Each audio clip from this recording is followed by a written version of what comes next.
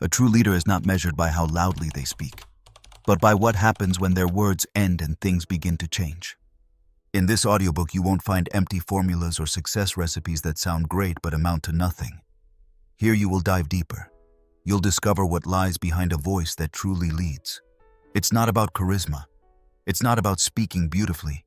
It's about a way of thinking, a way of being, and a way of speaking that transforms environments, sparks decisions, and gives meaning to what once felt like mere noise.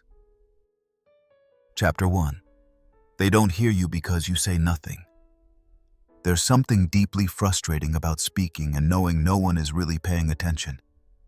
You're there, face to face with someone, in a meeting, in a supposedly important conversation. And even if they nod, even if they seem to listen, you know perfectly well they're not hearing you. You don't connect. You don't make an impact. Because what you say dissolves into the air, and the air doesn't reply. It's not that you don't have a voice. It's that you're not saying anything that matters. Nothing that moves anyone. Nothing truly worth remembering. Not because you're uninteresting. Not because you lack value. But because for years, we've been taught to speak to fill gaps, to answer quickly, to show we know something, to sound impressive, but not to say something worth hearing. And there lies the problem. The difference between speaking to appear and speaking to provoke. Between using words as a shield or as a tool. Many believe that communicating well means enunciating clearly, projecting your voice, making eye contact, organizing your ideas. And yes, all that helps. But if what you say carries no weight, if it doesn't spring from a living idea, from genuine conviction, from a clear purpose, then you can articulate like a seasoned actor, use perfect intonation, and hold eye contact, and still produce nothing. Because people don't connect with how well you speak. They connect with what they can tell you care about. And they sense it immediately. In your body, in your voice, in the pauses you make when something truly moves you, in your word choices, in what you decide not to say, in the silence you leave when you know you've said enough. Many speeches fail because they aim to impress. A leader doesn't impress. They affect. They provoke a reaction, a thought, even discomfort. An inner movement. It may be a simple idea or a hard truth. It doesn't matter. If what you say is alive in you, if you believe it, if you've chewed on it, if it's not borrowed, people feel it, and they listen. Not because you demand their attention, but because you're delivering something worth receiving. The first step to speaking like a leader is having something to say. Not something that sounds good, something that carries weight. And that doesn't come from reading motivational quotes or parroting others' concepts as your own. It comes from thinking, from chewing on your own ideas, from not speaking for the sake of speaking, from asking yourself every time you open your mouth, does this serve a purpose? Does it make sense to say this? Would I say this if no one were watching? Because so often we speak to prove ourselves, to earn respect, to avoid falling behind, to fill the void left by the fear of silence. And that kind of communication, even if dressed up in a polished speech, leads no one. Because it isn't rooted in the need to convey something real. It's rooted in the fear of not seeming enough. Speaking like a leader starts long before you open your mouth. It starts the moment you decide whether you'll say what you truly believe or what you think others expect. And there's a huge difference between those two things. One is built on responsibility, the other on insecurity. The people who leave their mark, who make a lasting impact, aren't always the most eloquent. Sometimes their speech is rough, even clumsy, but there's truth in their voice. Direction. Something pushing up from within that isn't trying to please. It's trying to move. And that shows. Because the message doesn't sound neat. It sounds real. And the real, in a world full of noise, is what stands out. What breaks the pattern. What makes someone, on the other side, put down their phone, lift their head, and think, wait, this is serious. You don't need embellishments. You need meaning. You don't need complex oratory techniques. You need inner clarity. Because when you're certain why you're speaking, what you say carries weight. And when something carries weight, it commands space. Not by volume, not by spectacle. It commands by naturally occupying its place. Because no one has to strain to pay attention. Attention comes on its own. Now, don't confuse intensity with noise. Many think that if they speak forcefully, emphasize every word, raise their volume, people will pay more attention. And it's true that tone can help. But if your message's structure says nothing new, if you're saying the same as everyone else, if your voice echoes other voices, form won't save you. In fact, you'll do worse. You'll breed subtle distrust. People won't be able to articulate why, but something inside them will tell them you aren't being fully authentic. And once you lose that, you can forget about leading. That's why this chapter has its title.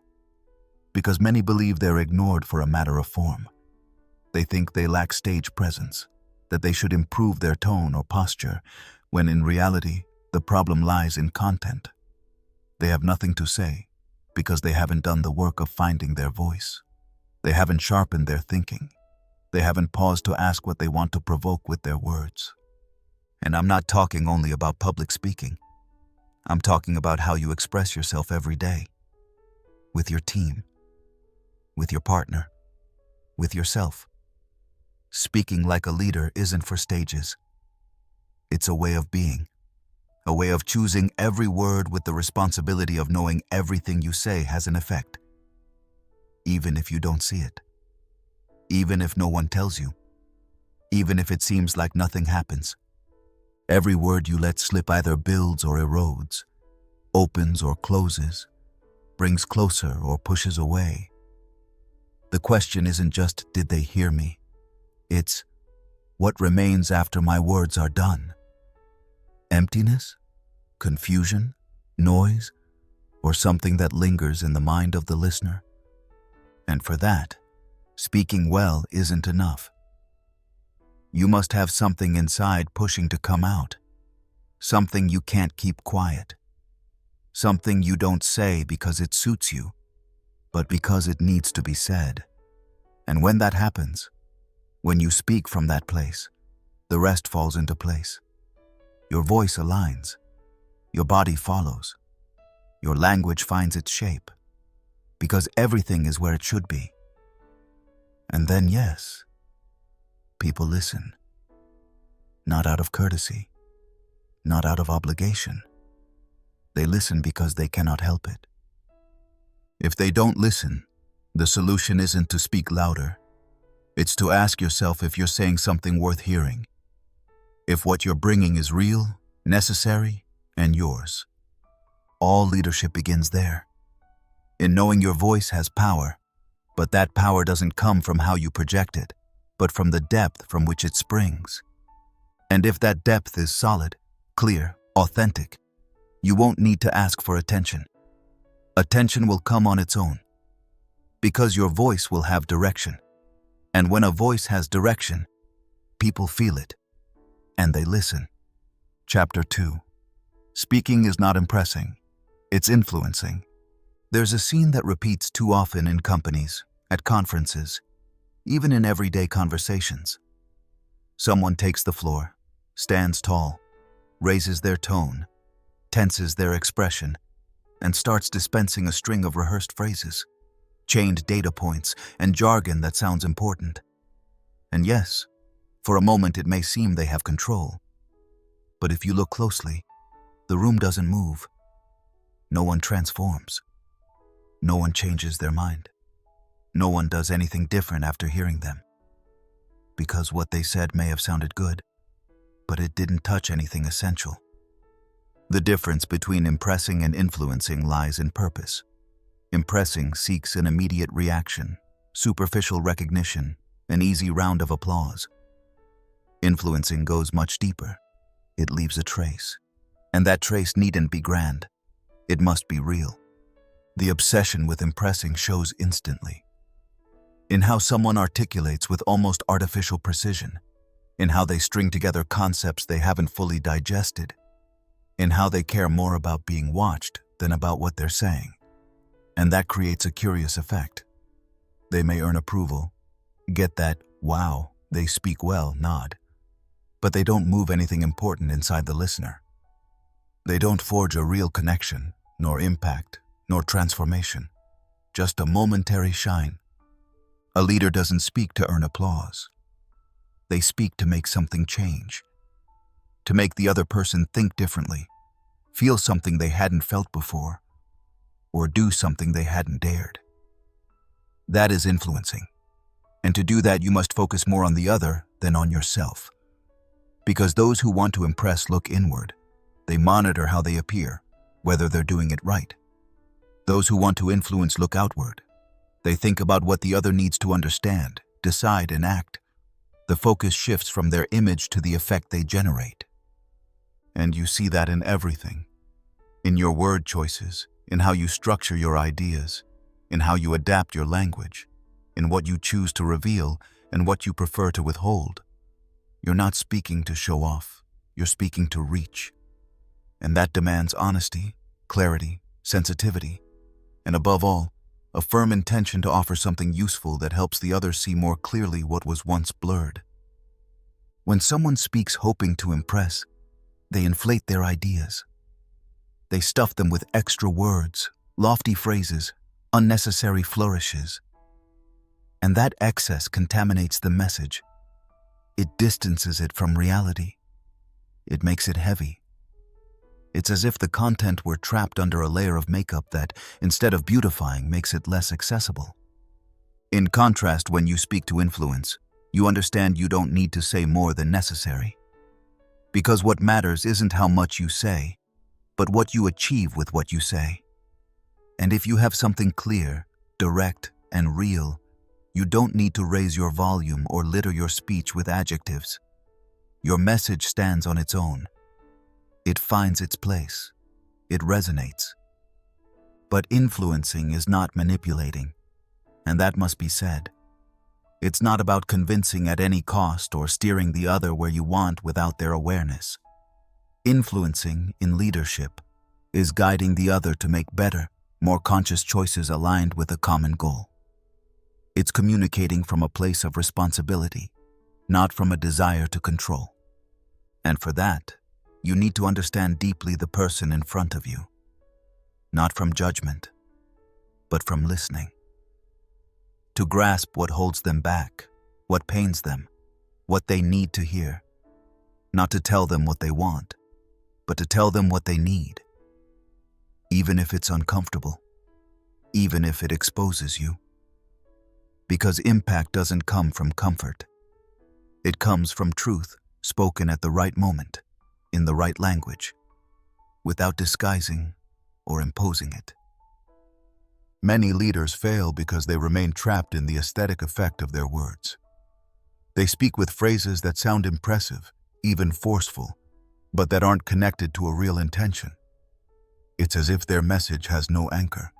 It floats, but it doesn't catch. And when that happens, no matter how long you speak or how much power you hold, your words fail to move. Influencing, on the other hand, requires courage. Because to truly influence, you must take risks. You must be willing not to be liked, to endure discomfort. Because when you say something potent, something that strikes at the core, not everyone will be ready to hear it. But that's the point. A leader doesn't seek comfort. They seek transformation. And that transformation only happens when you speak from a sincere place. When you're not worried about how you look, but about what you provoke. When you're not trying to appear wiser, but to be more useful. Because there's a huge difference between sounding intelligent and being influential. The first you achieve by parroting others well. The second demands discovering your own way of saying what truly matters. Speaking to influence is an act of generosity. Because you step back from the spotlight. You set aside your need for recognition to focus on what the other needs to hear. And sometimes what they need isn't pleasant, isn't easy, isn't popular. But it's what's necessary. And if you know why you say it, if you know where you speak from, your message will land. Because truth, when spoken with respect and firmness, wields power without adornment. And it's not about pointing out flaws or throwing truths like stones. It's about speaking with awareness, understanding that each word can open new space or close a possibility, accepting that your voice carries consequences, and that those consequences aren't only seen in the moment, but in what happens afterward. There are people who've influenced your life whose exact words you may not recall, but you remember how they made you feel, what they pushed you to think, what changed in you after hearing them. And that's the real impact, not in form, but in substance. You don't need a perfect voice or flawless oratory. You need the courage to be clear, to stop hiding behind jargon, clichés, or memorized speeches, to speak like someone who feels responsible for what they say, like someone who knows their words can set a direction. Speaking like a leader isn't about sounding good. It's about provoking change. It's not about having them watch you and think, what a great speaker. It's about having them listen, and when it's over, something inside them has shifted. Even if they don't say so, even if they don't acknowledge it. Because the most powerful effects often go unnoticed in the moment, but they endure. And that is the true power of influence. To say something that, without needing to shine, sticks. It stays inside. It remains in memory. It carries into future decisions of those who heard you. That is leadership, not the kind that impresses, the kind that transforms. Chapter 3. Silence also leads. A good communicator isn't defined by how many words they use, how fast they respond, or even what they say when all eyes are on them. A good communicator, a true leader, is also recognized by their silences. Because silence isn't absence, emptiness, or weakness. It's a tool, a stance, a declaration of strength that doesn't need to raise its voice to be felt. There are moments when the most powerful thing you can offer isn't an opinion, a solution, or a brilliant answer. It's space. Space for the other to think, to breathe, to hear themselves, for the noise to stop and truth to emerge, unforced by your urge to intervene.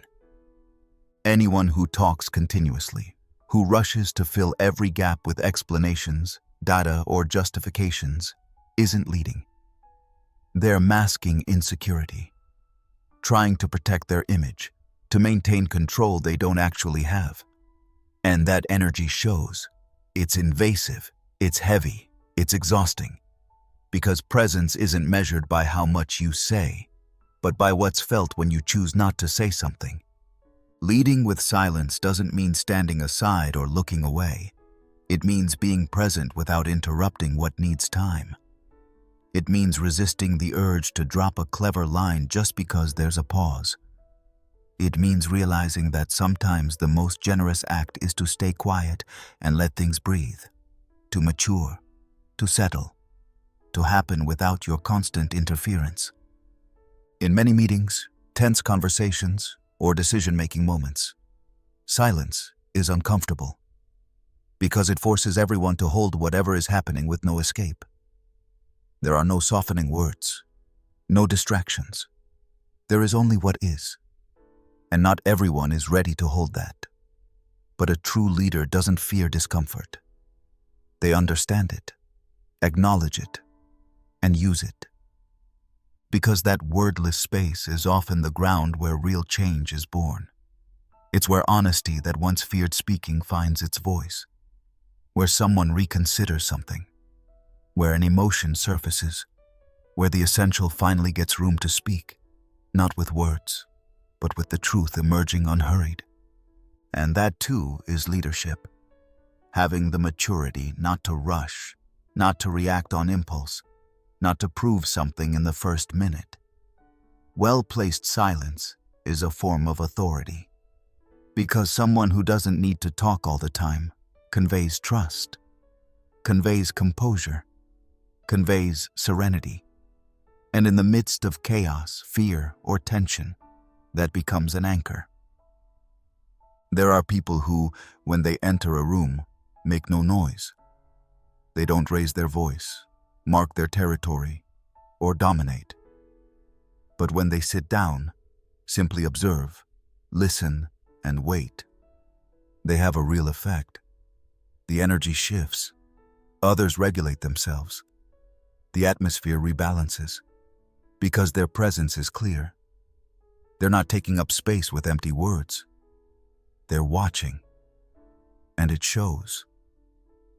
Not everyone knows how to hold silence without seeming absent. Not everyone can sustain it without getting nervous. Because silence reveals things we sometimes don't want to face. Insecurities, contradictions, unresolved conflicts. And that's why many avoid it. They fill every gap with noise, with extra words, with needless explanations. But in that excess, the only result is diluted impact. Speaking well is important. Having a clear voice, solid arguments, and a powerful narrative. Of course it matters. But you also need to know when to stop, when to break in time, when to let your words rest. Because if you don't give space for your message to settle, if you drown everything in unpausing content, you saturate your listener. You prevent your words from finding their place in the mind that heard them. Leading with silence also means truly listening, not listening to reply, not listening to reinforce your point, listening to understand, to pick up what's unsaid, to sense the emotion behind the words, to catch the nuances. And you can't do that if you're just waiting for your turn to speak. You only achieve it if you're willing to stop, to cease acting, to simply be there without trying to solve everything at once. Sometimes the bravest response is to hold your response, to take a moment, to look at the other and let them see you're thinking, that you're not driven by impulse, that what you'll say next won't be automatic or decorative, but the fruit of reflection. And that gesture, small as it may seem, has a huge impact, because it communicates respect, because it conveys that what's happening matters. When a leader uses silence intentionally, their message is amplified. Every subsequent word gains weight, because it wasn't thrown into the noise, but chosen calmly, because it was given the right time to land. And that completely changes how the listener perceives it, because they understand you're not improvising, you're building something. You're caring for your words. You're assuming the responsibility of having a voice. There is no leadership if you talk all the time. If you feel you must fill every second with your opinion. If you don't know when to make room for the other to think, feel, express themselves, or even make mistakes. Because leadership isn't a monologue. It's a bond, a shared movement. And if you don't learn to make space, to yield room, to stay silent when appropriate, all you'll do is impose your noise over everyone else's. That's why silence also leads. Because it's a way to show solidity without arrogance, to communicate without speaking, to convey you know how to be present without needing the spotlight. Because true power lies not in what you say, but in what you can sustain without saying it. And that isn't passivity. It's awareness. It's intention. It's maturity. So next time you find yourself in an important conversation, don't rush. Don't feel compelled to jump in immediately. Listen. Observe. Perceive. And if you sense it's not yet time to speak, wait. Breathe. Look around. Let silence work for you. Because often the most powerful message isn't in what you say, but in how you choose to stay silent. And when you finally speak, when the moment arrives to lay your voice on the table, your words will carry more weight. Because they'll have been born from the right place. Because they won't be a reaction, there'll be a decision, and that changes everything in communication. Chapter 4. Your tone betrays you. What you say isn't always what matters most. In many cases, it's what you say that leaves the least impression. Because people, even if they can't consciously pinpoint it, don't just hear your words. They hear your energy. They hear your state of mind. They hear the intention behind what you say. And all that inevitably travels through your tone. You can have a flawless, well-structured, necessary message. But if your tone doesn't match, if there's a mismatch between your words and how you deliver them, the impact dilutes. And the worst isn't that it fails to work. It breeds distrust. Because tone reveals what you're trying to hide. What remains unseen in content is felt in delivery, and no guidebook can fix that. There are tones that wound without shouting, others that apologize without saying sorry, some that sound hollow even when saying the right words. And there are tones that bring calm, generate effortless authority, and invite trust, not by force, but because they sound clear, coherent, real. Tone is your emotional letter. It's how your inner state seeps into your expression.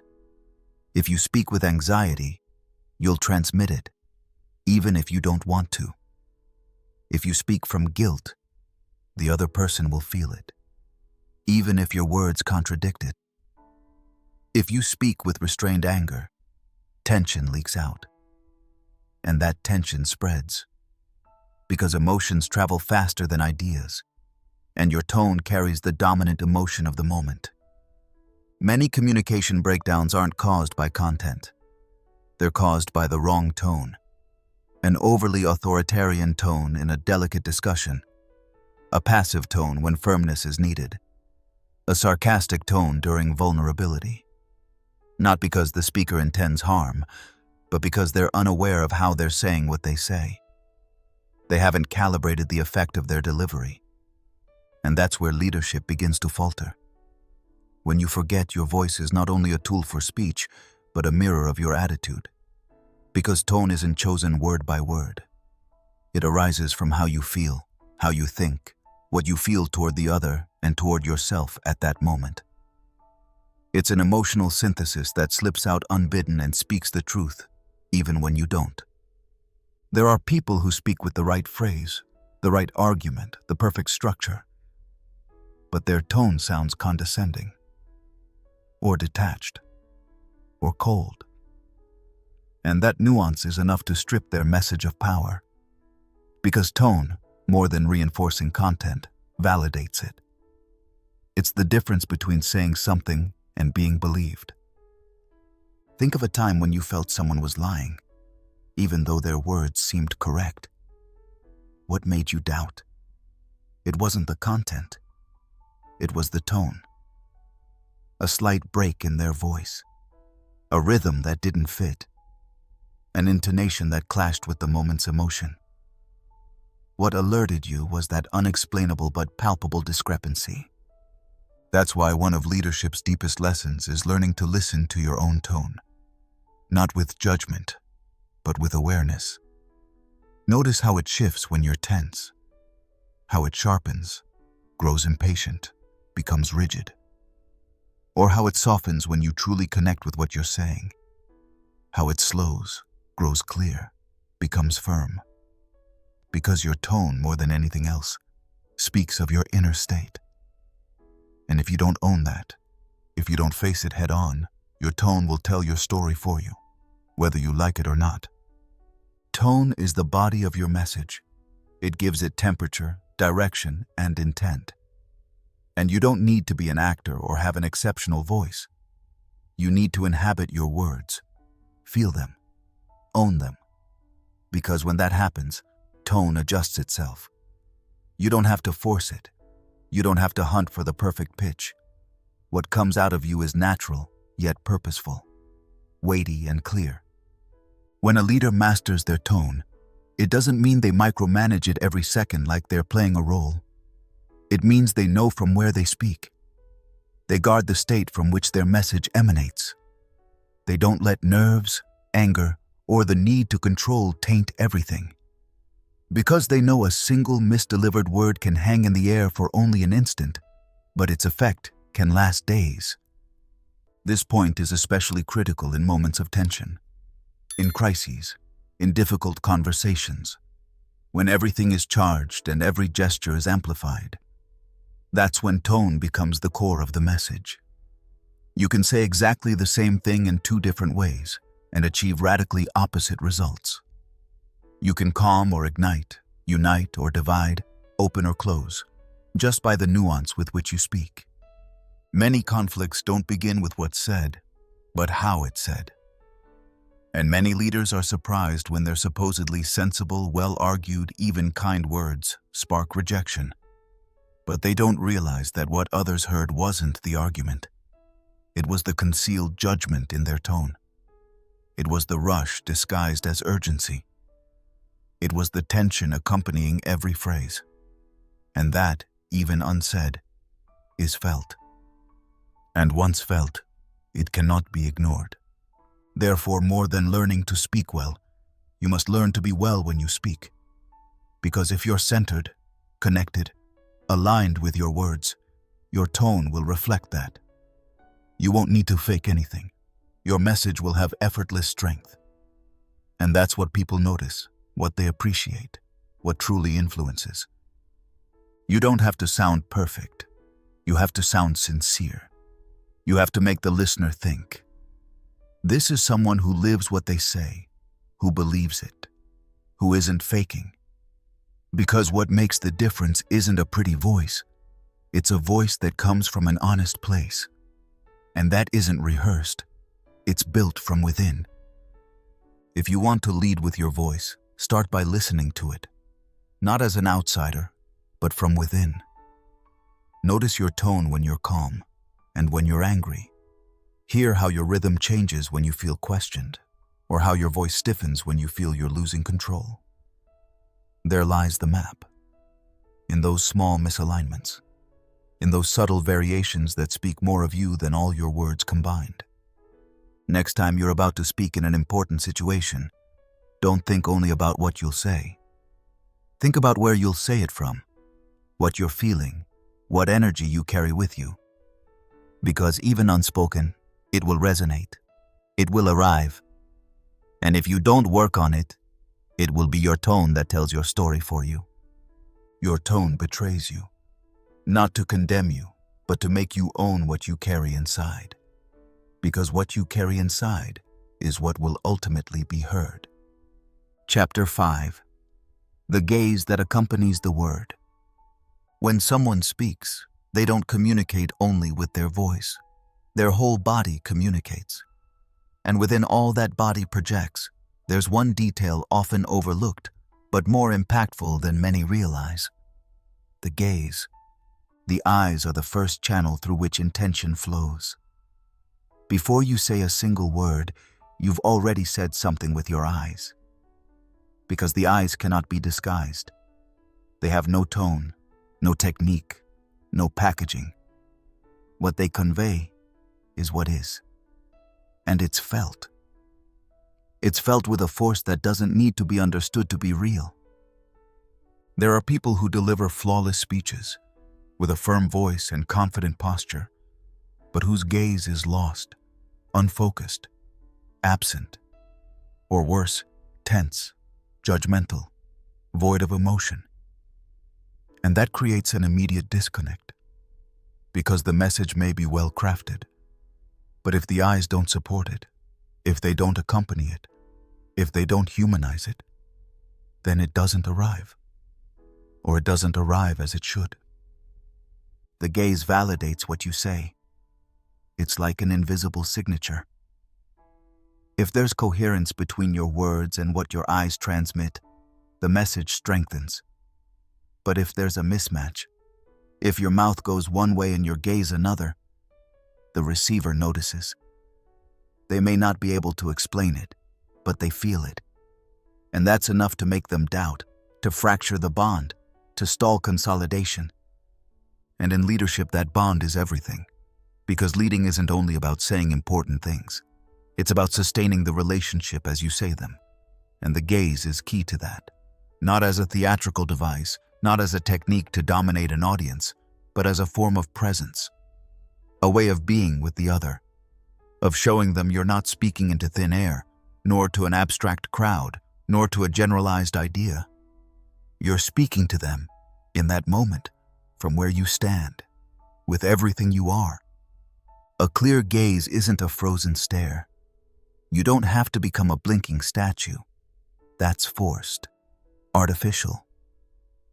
A clear gaze is one that holds, that moves naturally, that focuses when it needs to focus, that softens when it should, that doesn't dart away when things get uncomfortable.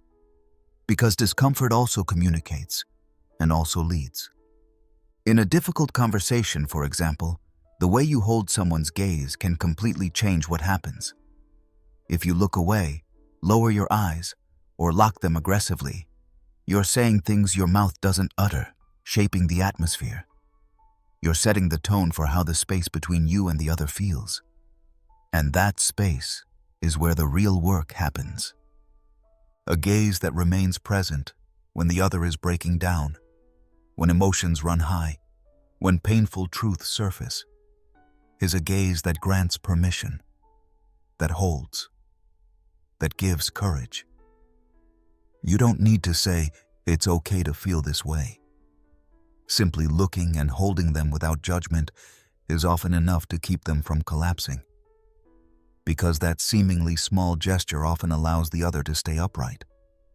But the gaze isn't only for support. It's also for marking presence, for saying without words that you're here, that you're clear, that you mean business.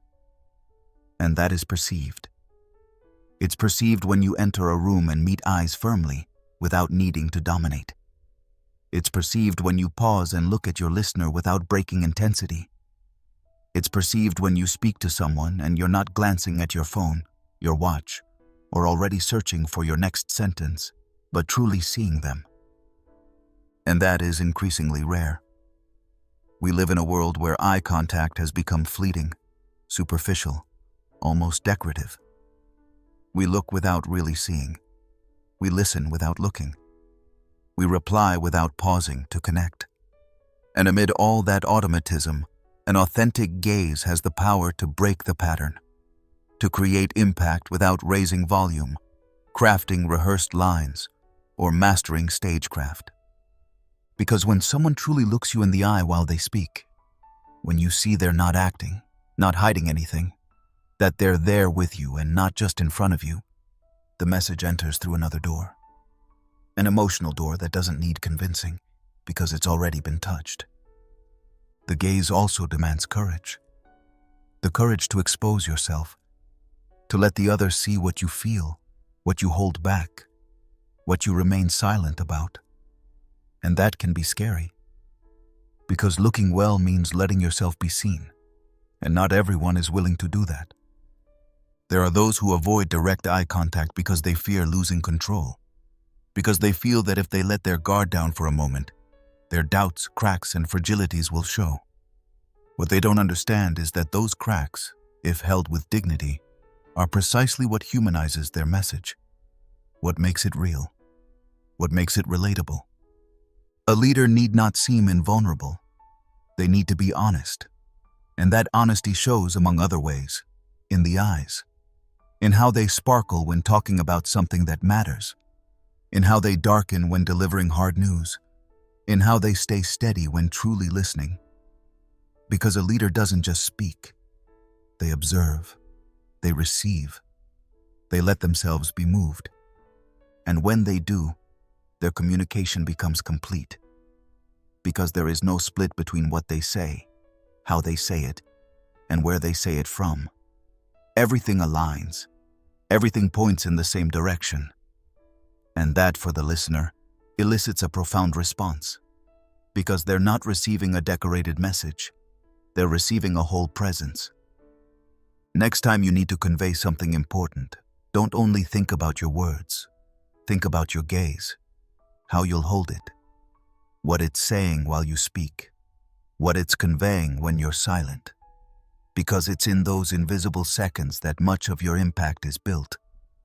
And if you find it difficult to meet someone's eyes, if it makes you uncomfortable, if you feel too exposed, don't avoid it. Face it. Ask yourself why. What's behind it? Because there, in that discomfort, you may find something you need to examine. Something that's hindering your ability to connect with others. And real leadership always begins there, by daring to see yourself before expecting others to see you. The gaze that accompanies the word isn't a technique. It's a decision. The decision to be present, to engage, to open up to the other without losing yourself in the process. And when that happens, it shows. And it leaves a mark. Chapter 6. Ideas that are understood, ideas that are remembered. An idea is useless if it doesn't arrive. You can have a brilliant vision, an impeccable argument, a powerful truth in your hands. But if you don't get the other person to grasp it, if you can't turn that thought into something accessible, concrete, and memorable, then it's as if you said nothing at all. Because communication isn't about showing how much you know. It's about making what you know serve someone else. Leadership communication isn't measured by the complexity of the speech, but by the ability to let the other person effortlessly understand the essential. And not only understand it, but retain it. To let it linger afterward. To connect it to their own experience. To incorporate it into their worldview. Because a good idea isn't one that sounds nice when you hear it. It's one that comes back when you need it. The problem is, many speak to prove they master a subject. They don't ask themselves whether the other person is following. They don't stop to check if their message is generating any real impact. They only want to showcase knowledge, impress with numbers, use sophisticated terms. And in that attempt to look like experts, they actually drive people away. Because they forget the most important thing. Ideas don't exist in the air. They exist in the mind of the one who receives them. And in the mind of the recipient, there's no room for clutter. No space for endless sentences. No tolerance for speeches heavy with concepts that never land. If you don't structure your message well, if you don't filter it, if you don't clean it up before launching it, the other person will have to do that work for you. And the truth is, most people won't. Not because they can't, but because they're not there to decipher you. They're there to understand you. To understand doesn't mean to reduce. It means to prioritize. It means to decide what is essential, what can be said later, what can be omitted. It means recognizing that not everything you know has to be said. That not everything you find interesting will interest others. That if you want to influence, you have to think like the listener, not like the speaker. And that requires humility, because it means accepting that you won't always say everything you'd like to, that sometimes you'll have to give up part of your argument to protect the whole. That simplifying isn't lowering, it's elevating. Elevating accessibility, comprehension, reach. Because the clearer an idea is, the more likely it is to turn into action. And that, in the end, is what counts. But it's not enough for an idea just to be understood. It has to leave a mark. It has to stick. It has to be repeatable without losing meaning. Because an idea that's remembered is an idea that can multiply, that can be shared, that can reproduce itself beyond the moment it was spoken. And that is leadership.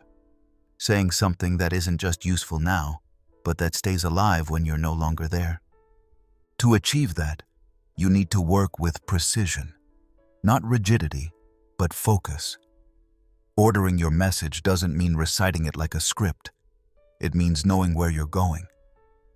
Having the core clear, knowing what you want the other person to take away, and from there, building outward, not filling, not decorating, not adding out of nervousness or insecurity.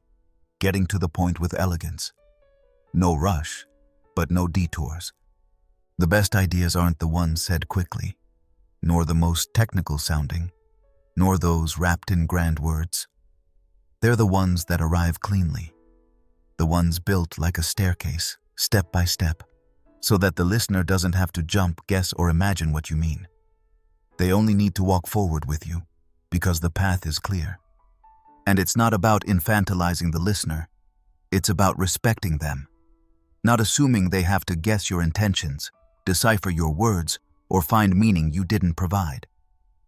It's about doing the work that's your responsibility, thinking before speaking, organizing before presenting, filtering before delivering, so that when the other person listens, they don't have to perform mental acrobatics. They only have to be there. A well-spoken idea is like a key. It opens what was once closed. It doesn't need to be spectacular. It doesn't need to dazzle. All it needs is to fit. And for that, it must have the exact shape. No bigger or smaller, no more complex or more obvious. Just the precise form that allows it to enter, unlock, and move something within. And if that idea also manages to survive in the listener's mind, if it endures the day, the noise, the routine, then it's an idea that transforms, because it begins to act on its own. It appears when needed. It lights up a decision. It shifts a perspective. It sparks a different conversation.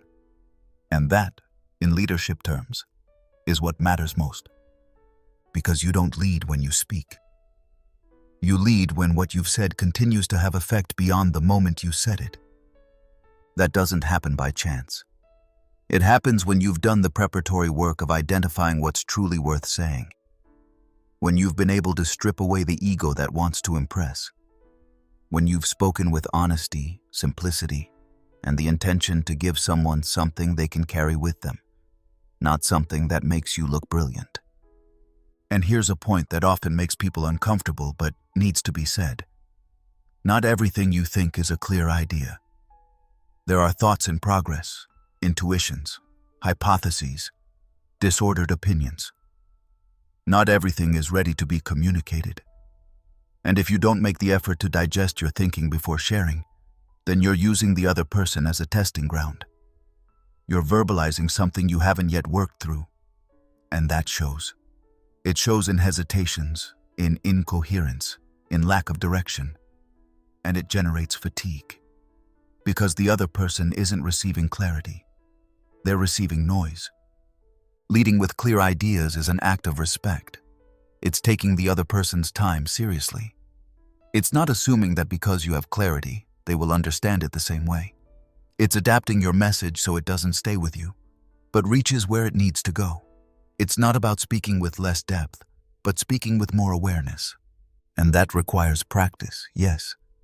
It requires reviewing your speeches, polishing your messages, questioning your explanations. But above all, it requires a constant willingness to put yourself in the listener's shoes.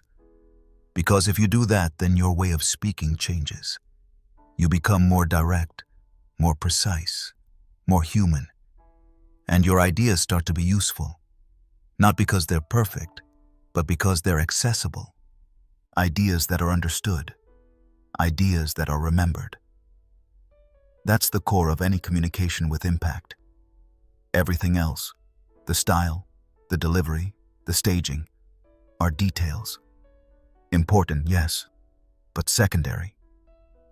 Because if the message isn't clear, memorable, and transformative, then no matter how well it sounds, it's worthless. And when you understand that, you're forced to speak with another awareness.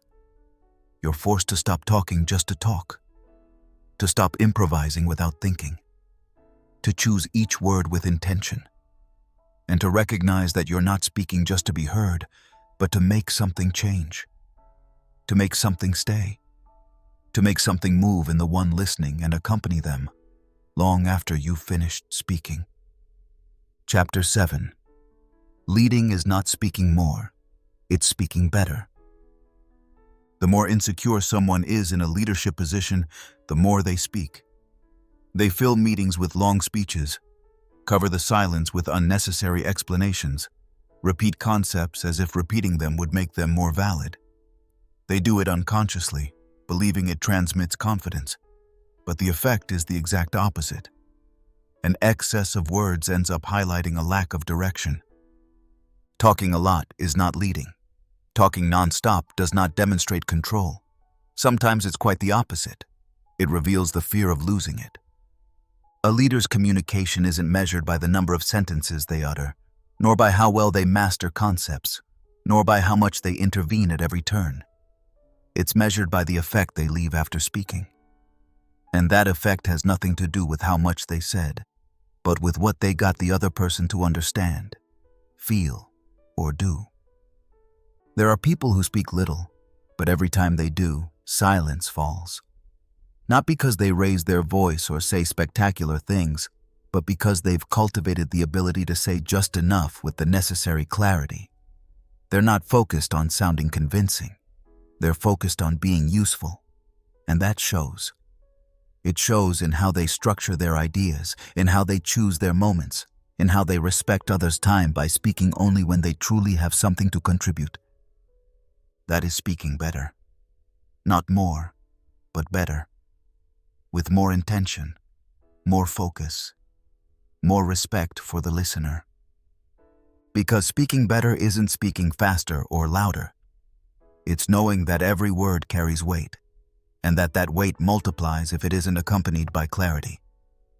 Speaking better is knowing when to step in and when to step back.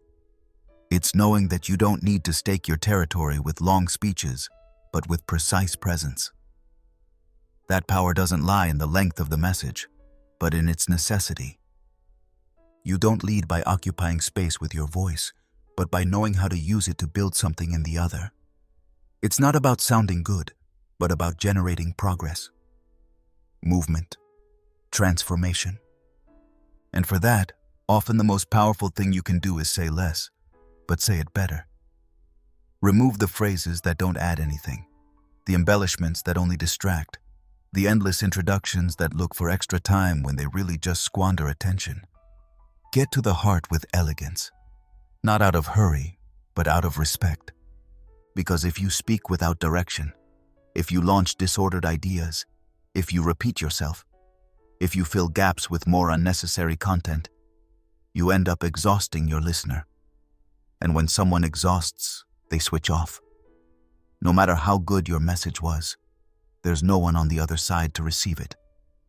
Sometimes leadership is confused with the need to always be present, always saying something, always intervening. But true leadership doesn't need constant protagonism. It doesn't need to speak at every turn or close every topic. It needs to know when to speak. And above all, why. The why changes everything. Because when you're clear on why you're speaking, everything falls into place. The ideas align. The language becomes cleaner. The tone adjusts. The message arrives effortlessly. Not because you spoke at length, but because you spoke from responsibility and purpose. There's a huge difference between speaking to fill space and speaking to contribute. Those who speak to fill space feel that if they fall silent, they lose power. They feel they must prove they're in charge. But those who truly lead don't need to prove it every minute. They're focused on generating clarity, on moving forward, on building. And often that means saying little, but with such precision that nothing more is needed. Because when someone says exactly what needs to be said, at the moment it needs to be said, everything else falls into place. Not because they imposed their view, but because they brought order to the noise. And that, in a sea of voices, is deeply appreciated. It's not the one who speaks the most who's more of a leader. It's the one who, when they speak, gets others to listen, not out of obligation, not out of hierarchy, but because their message makes sense, has direction, has value. That is speaking better. And to get there, you need to review many things. How you organize your ideas, how much space you occupy, how much you need to be heard, how much urgency you carry every time you raise your voice. You need to stop speaking out of habit, out of anxiety, out of fear of seeming irrelevant. You need to start speaking from a more conscious place, cleaner, more focused. And it's not about saying only the bare minimum. It's not an ode to empty silence. It's an invitation to find the right measure. That measure that isn't learned in books but trained in every conversation, every intervention, every decision to hold your tongue at the right time or step in with precision. Because there are moments when silence has more power than any argument, and others when a single sentence, said from the right place, can reorder an entire meeting, release tension, give direction where only dispersion reigned before. And that isn't achieved by speaking more. It's achieved by sharpening your thinking, listening better, organizing your message before opening your mouth, letting go of the need to prove something at every turn, trusting that your value isn't in the number of words you use, but in the clarity of your ideas and the intention with which you share them. Speaking better also means speaking from a deeper place, not from the surface of what sounds good, but from the root of what you truly believe. And when that happens, when the message is born from there, you don't need to pad it with unnecessary content, because it stands on its own, because it lands, because it leaves a mark. Next time you're called to lead a conversation, don't think about how to say more. Think about how to say it better. What you can remove, what you can refine, what you can say with fewer words, but more force. And above all, what the other person wants to hear, what they need to hear, and how you can deliver it so they don't have to exert effort to understand you. That is the leadership that earns respect. The leadership that doesn't speak to hear itself, but to serve the common goal. The leadership that doesn't flood the space with its voice, but organizes it with clarity. The leadership that isn't obsessed with proving it knows, but focused on generating real progress. And when that kind of communication emerges, you notice. Because the whole environment aligns. Because the energy shifts. Because people, almost instinctively, settle into listening mode. Not because someone imposed it, but because someone had the maturity to speak just enough, with just the right force at the right moment. That is speaking better. That is leading. Chapter 8. What you say when you say nothing. You don't always have to speak to communicate. In fact, some of the most powerful things you convey happen in silence, unconsciously, without uttering a single word. It's what you project when you walk into a room, when you listen, when you choose not to intervene, when you glance away, or when you remain calm amid chaos. Your presence speaks too, and sometimes what it says carries more weight than any speech. You're communicating all the time, in how you arrive, how you stand, how you hold your space, how you treat others when no one's watching. And that shows. Because people don't just hear what you say. They perceive who you are. And who you are is displayed in every unconscious gesture, in every small decision, in every involuntary reaction. It's a constant, silent language, but clear to those who pay attention. In leadership, that invisible side of communication gains even more value. Because when you're in a position of reference, everything you do has an effect. It doesn't matter if you do it in front of the whole team, or while walking down the hallway with a "don't bother me" face. Every gesture counts. Every moment leaves a mark. Every action has impact. Silence, attitude, facial expression, the way you look at your phone while someone's talking. You're saying something. And that something can build or erode. It can build trust or feed it only to disappoint later. Because nonverbal language isn't decoration. It's pure message. It portrays you when words fall short. You don't need to say, "I care" if, when someone speaks to you, you give them your full attention. You don't need to declare your commitment if every one of your actions backs up your words. You don't need to reiterate your leadership if people feel it in how you carry yourself. Cohesion doesn't need to be explained. It's perceived. And in the real world, that matters more than any statement. Often silence clarifies your stance more than a whole argument. When you choose not to join a toxic conversation, when you decide not to fuel conflict, when you refuse to contribute to collective cynicism, when you opt not to defend yourself, not to enter the noise, not to mask your uncertainty with false certainties. That way of holding yourself speaks too. It says something about you, defines your style, sets you apart.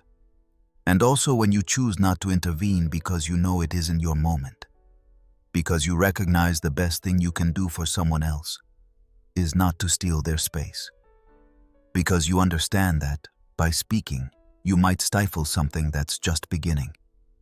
Because leadership doesn't always mean taking center stage. Sometimes it means not occupying it, allowing, accompanying without seeking the spotlight, being there without needing to prove yourself. There's something most people sense, even if they can't always put it into words, when someone is forcing their presence, when someone wants to project confidence they don't feel, or prominence they haven't earned, or authority they haven't merited.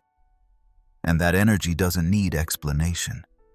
You feel it even if the person speaks firmly, even if they know the topic, even if they seem well positioned. Because what they convey without speaking says something else, and that mismatch creates distance. In contrast, when someone is comfortable in their place, when they don't need to impress, when they don't chase attention, there's something in how they carry themselves that commands respect. Not for what they say, but for what they radiate. Because that calm, that clarity, that silent strength is far more compelling than any argument. Having presence isn't speaking louder or occupying more space. It's possessing an energy that sustains itself, that asserts itself without force, that doesn't compete, that doesn't need explanation. And that energy comes from countless invisible choices, from how you look, how you listen, how you enter and exit, whether you interrupt or wait, whether you can take charge without making noise. Because people remember how you made them feel, and often what they felt didn't come from your words, but from how you accompanied them with your actions, from what you conveyed when it seemed you were doing nothing, from the gesture that gave permission, from the posture that showed availability, from how you contained a situation without overloading it with unnecessary explanations. That way of being, that active silence, that presence that doesn't seek the center but upholds what matters, is one of the strongest signs of leadership, because it implies maturity. It implies having understood that you don't need to fill every space to be valuable, that you don't need to always say the right thing to make a difference, that sometimes the smartest, most respectful, most powerful thing you can do is nothing, at least on the surface. Impact isn't always in the visible. Sometimes it's in what you don't interrupt, in what you allow to happen, in how you observe without judgment, in where you listen from, in the quality of your silence. Because not all silences are the same. Some silences make you uncomfortable because they're empty, because they carry tension, because they're tinged with fear or judgment. But there are also silences that hold, that accompany, that give space for something important to form, and that only someone who is truly present can achieve. Someone who doesn't need to prove their thinking, who doesn't feel the urge to fill the moment with their voice, who can remain silent without disappearing, who can be there without imposing. That, in leadership, is an art, and it's trained. It's trained when you realize that even if you're not speaking, you're communicating. That even if you're not making decisions, you're showing how you'd make them. That even if you don't comment, you're saying something by how you observe. Your body language, your attitude toward mistakes, how you respond to frustration, the tone you use when you hear criticism, the time you take before reacting. Everything speaks. And often, that speaks louder than what you say afterward. Therefore, true leadership isn't built only on what's visible. It isn't sustained solely by inspiring speeches well-crafted phrases, or the ease of telling people what they want to hear. It's built in the gaps, in the pauses, in the gestures, in that fine line between what you choose to say and what you decide to keep to yourself. And there, in that seemingly empty space, many people decide whether to trust you or not. So the next time you feel like you're not communicating anything, pause, observe, listen, and ask yourself what you're transmitting unconsciously, what you're showing just by being present, what you're saying without words. Because when you become aware of that, everything changes. You no longer speak just to speak. You no longer act on impulse. You no longer need to always be present to leave a lasting impression. You begin to lead even when you say nothing, because you've understood that everything you do and everything you don't do communicates. Chapter 9. Be direct without being brutal. Saying things clearly doesn't mean piercing the other person. It's not speaking as if frankness were an excuse to hurt or turning honesty into an elegant form of tactlessness. Being direct is a virtue. Being brutal is clumsiness. And on the border between the two, many leaders get lost. Some believe that being clear means being harsh, that the more impact your words have, the more authority you project. But it's not about striking with words or using them to impose power. What you seek when you speak with clarity isn't intimidation. It's releasing tension, ordering ideas, resolving ambiguities. It's taking care of the other person by being honest. And that requires more sensitivity than force. One thing is to avoid embellishing the message. Another is to launch it as if what mattered most was proving you could say it unfiltered. Because lack of filter isn't a virtue. It's lack of awareness. And if you're leading, every word you utter carries weight. Every message you deliver has consequences. Therefore, what you say can't be merely honest. It must be thoughtful. Being clear isn't speaking without thinking. It's speaking after thinking thoroughly. It's choosing with precision the words you need so the other person understands without having to put up defenses. Because if your message hurts more than it clarifies, if it generates resistance rather than reflection, if it provokes closure instead of openness, then you're not being clear. You're being clumsy. You're using frankness as a weapon, not as a tool. The balance lies in tone, intention, timing, and context. You can't treat everyone the same, say the exact same words in the same way, or bring the same energy to every conversation. And that isn't inconsistent. It's emotional intelligence. Because being clear also means adapting without losing substance. It means saying what's needed without shutting the other person down. It means knowing that a truth poorly delivered loses all its value. When someone confuses clarity with aggressiveness, they cause harm. And the worst part isn't only the immediate damage, but the disconnection it leaves behind. Because the other person no longer listens the same way, no longer trusts the same way, no longer opens the same way. And a leader can't afford that. Not if they want to influence. Not if they want to build relationships that last beyond the moment. On the other hand, when you're clear and respectful simultaneously, the opposite happens.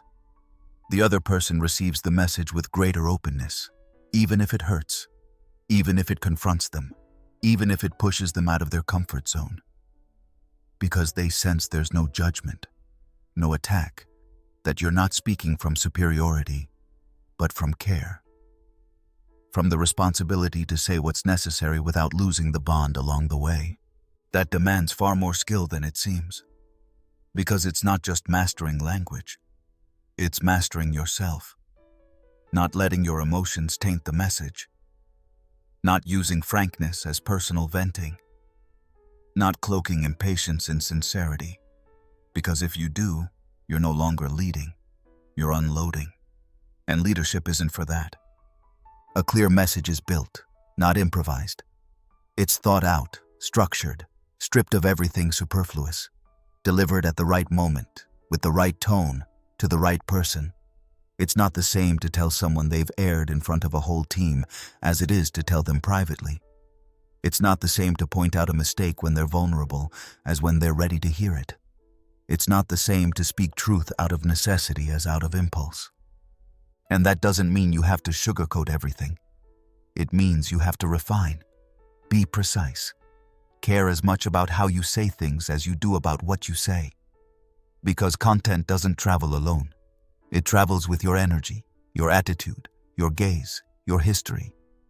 And if you don't care for that package, your message loses strength, loses clarity, loses impact. There are ways to say the same thing without destroying, ways to confront without humiliating, ways to point out an error without reducing someone to that mistake. And that is the kind of leadership that's remembered. The one that doesn't need to impose itself to be heard. The one that doesn't wear force as a disguise for insecurity. The one that isn't brutal, but isn't vague either. The one that doesn't aim to please, but doesn't aim to dominate. Because speaking clearly isn't about courage. It's about awareness. It's understanding that leadership also involves having uncomfortable conversations without turning them into tension-filled arenas. It's having the maturity to say what's needed without destroying the person in front of you. And you don't learn that from a technique. You train it with experience, reflection, and mistakes. You improve it every time you choose to breathe before speaking. Every time you ask yourself what the other person truly needs, not just what you feel like saying. Every time you decide to think before intervening, even when impulse screams the opposite. Sometimes being direct is necessary, because detours confuse, ambiguity exhausts. Excess diplomacy can come across as cowardice, but if you cross that line and swing to the other extreme, if you use frankness as a shield, then you lose the message's purpose. Because what you say, instead of clarifying, leaves wounds. And that, in leadership terms, costs more than you think. Because silent wounds aren't always voiced, but they pile up. They turn into distrust, distance, lack of connection. And without connection, there's no leadership. That's why the next time you have to say something uncomfortable, pause for a second. Think about what you want to achieve with that conversation. Think about how you want the other person to feel afterward. Think about whether your words will build or break apart. And if you sense you're on the brink of being brutal, don't justify it with, "I'm just being honest." Because if your message is valid, it deserves to be said in a way that gets through, not in a way that hurts. Leading also means having the courage to speak clearly without losing respect. It means saying what's needed without flattening who's in front of you. It means holding firmness without becoming cold or aggressive. Be direct, yes. But never forget that on the other side is a person. Not just a mind that needs to understand, but an experience that will receive your message through what they feel. And if you ignore that, no matter how clear you are, you won't lead. You'll only speak. Chapter 10. Ego shows more than you think. You can disguise it in 1,000 ways. You can wrap it in polite speeches, humble phrases, a calm tone, or a service-oriented attitude. You can convince almost everyone you speak from commitment, experience, or care. But sooner or later the ego sneaks out. It appears in forced silences, in minute details, in decisions, in the way you correct, in how you position yourself before others. The ego doesn't need many words to make itself known. Just watch closely, and you'll see it. And when it shows up in communication, leadership suffers. Because the ego always seeks something for itself. It always wants to come out on top. Even if it doesn't say so. Even if it seems devoted to the mission, the team, or the purpose. The ego isn't made to lead. It's made to protect. And protecting isn't always the same as guiding. You might see someone deliver a flawless speech and yet sense that beneath it all, what drives them isn't the impact they wish to create, but the need for validation, to affirm themselves, to ensure their position is unshakable, that they are respected, that they are right. They don't have to say it. You hear it in their tone, in how they interrupt, in their need for the last word, in how they listen just enough to respond, but not enough to be changed. The ego is always in a hurry, not because time is short, but because it can't stand vulnerability. And true speaking, true listening, true leading requires time, requires openness to not having all the answers, requires leaving space for someone else to bring a better perspective. And that, for the ego, is unbearable. That's why it interrupts, it justifies, it competes even in conversations meant for collaboration. There are people who master concepts, who wield language expertly, who articulate an idea brilliantly, but whose ego taints everything. Every intervention sounds like a performance. Every clarification is a bid to prove they're right. Every gesture is crafted to bolster their image, not to facilitate dialogue. And that causes exhaustion, because listeners feel it, even if they can't explain why. The ego shows when someone can't admit a mistake without layers of justification. It shows when praising others feels forced or always comes with a caveat that reminds you who's really in charge. It shows when, instead of embracing criticism, someone reacts as if under attack. And when that happens, conversation stops being a tool for progress and becomes a playing field, or worse, a battleground. And in leadership, that has a tremendous cost. Because people don't need leaders who impose. They need leaders who listen, who err, who acknowledge, who carve out space, who speak from a place where there's no need to stand out to have weight. Because when someone needs to prove their worth, what they're really saying is they haven't fully understood it themselves. Solid leadership is built on awareness, not ego. On purpose, not persona. It doesn't need to occupy every space, impress everyone all the time, or be recognized at every turn. It speaks less, but with greater intention. It listens more, because it doesn't feel threatened by others' ideas. And when it speaks, it isn't to show off what it knows, but to add something that moves the conversation forward. But that doesn't come from reading books or learning techniques. It comes from inner work, from honesty, from the ability to look within and recognize when you're speaking from the character you've crafted, from a need for control or from fear of not being enough. Because that fear, however well hidden, leaks out. And it not only weakens your message, it weakens your relationships. When someone speaks from ego, everything they say sounds defensive. Even if they offer valuable insights, use correct language, or argue coherently, there's something in their manner that never quite opens up. They're more concerned with how they come across than with what they produce. And that interrupts trust.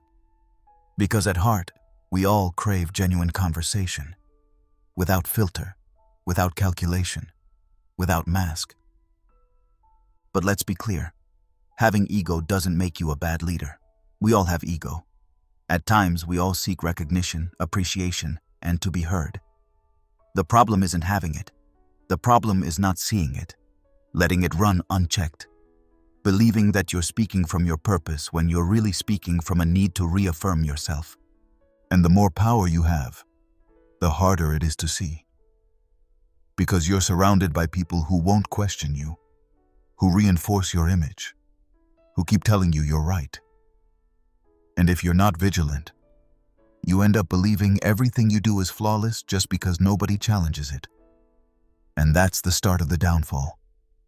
Because the ego fed by admiration is the most dangerous. It's the ego that doesn't listen, that closes off, that turns a leader into a character who must control even when they've lost their way. That's why, if you truly want to communicate like a leader, you must be willing to monitor yourself closely. Not to punish yourself, but to keep from losing your way. Because ego affects not just what you say, but how you look, how you correct, how you laugh at yourself, how you respond when someone outshines you. It colors everything you don't control through form. And the worst part is that even if you think you've mastered it, others notice. They perceive it. And they adjust how they relate to you accordingly. A true leader isn't the one who knows the most, nor the one who speaks best, nor the one who never doubts. It's the one who takes responsibility for what drives their words. It's the one who, before correcting others, examines themselves. It's the one who can be right without crushing anyone, who can have power without reminding everyone, who knows their voice carries weight and therefore uses it with care, awareness, and respect. Ego shows more than you think. So if you're going to lead through your communication, make sure what drives you isn't the desire to be the center, but the real need to bring something valuable. Because if your voice springs from ego, the impact will be immediate, but fragile. In contrast, if it springs from presence, humility, and internal clarity, then your way of communicating will not only be powerful, it will have roots. Chapter 11. Stories are worth more than numbers. When someone wants to persuade, they usually cling to data. They throw percentages, statistics, studies, charts, reports at you. They expect the impact of those numbers to speak for itself. And yes, data can be useful, provide context, support a decision, but it doesn't transform. Because people don't change because of the numbers they see. They change because of the stories they feel. You can show me that sales have risen by 23%, that productivity has improved by 14%, or that turnover has been cut in half. I'll find it interesting, even encouraging. But it won't move me. It won't inspire me. It won't engage me emotionally. It won't make me act out of conviction. Because numbers inform, but they don't connect. And without connection, there is no real influence. A story, on the other hand, can completely shift the listener's perception because it doesn't appeal to the intellect, but to human experience. Because it isn't received as a logical argument, but as a reflection of something lived, something close, something that could have happened to me. A well-told story doesn't need to persuade. It plants itself. It lingers. It intersects with your own story. It sparks images, emotions, decisions. And that's what gives a story more power than a graph. It speaks to the part of us that decides. Because although we like to think we choose from logic, most of the time we decide from emotion and then justify it with rational arguments. That's how our mind works, even if we don't like to admit it. That's why a good leader doesn't just communicate information. They communicate meaning. And for that, they need stories. I'm not talking about fairy tales or empty anecdotes. I mean real relevant narratives that capture a conflict, a transformation, a turning point. A story that's not there to entertain, but to show, to open eyes, to give perspective, to illustrate what technical terms alone can't teach.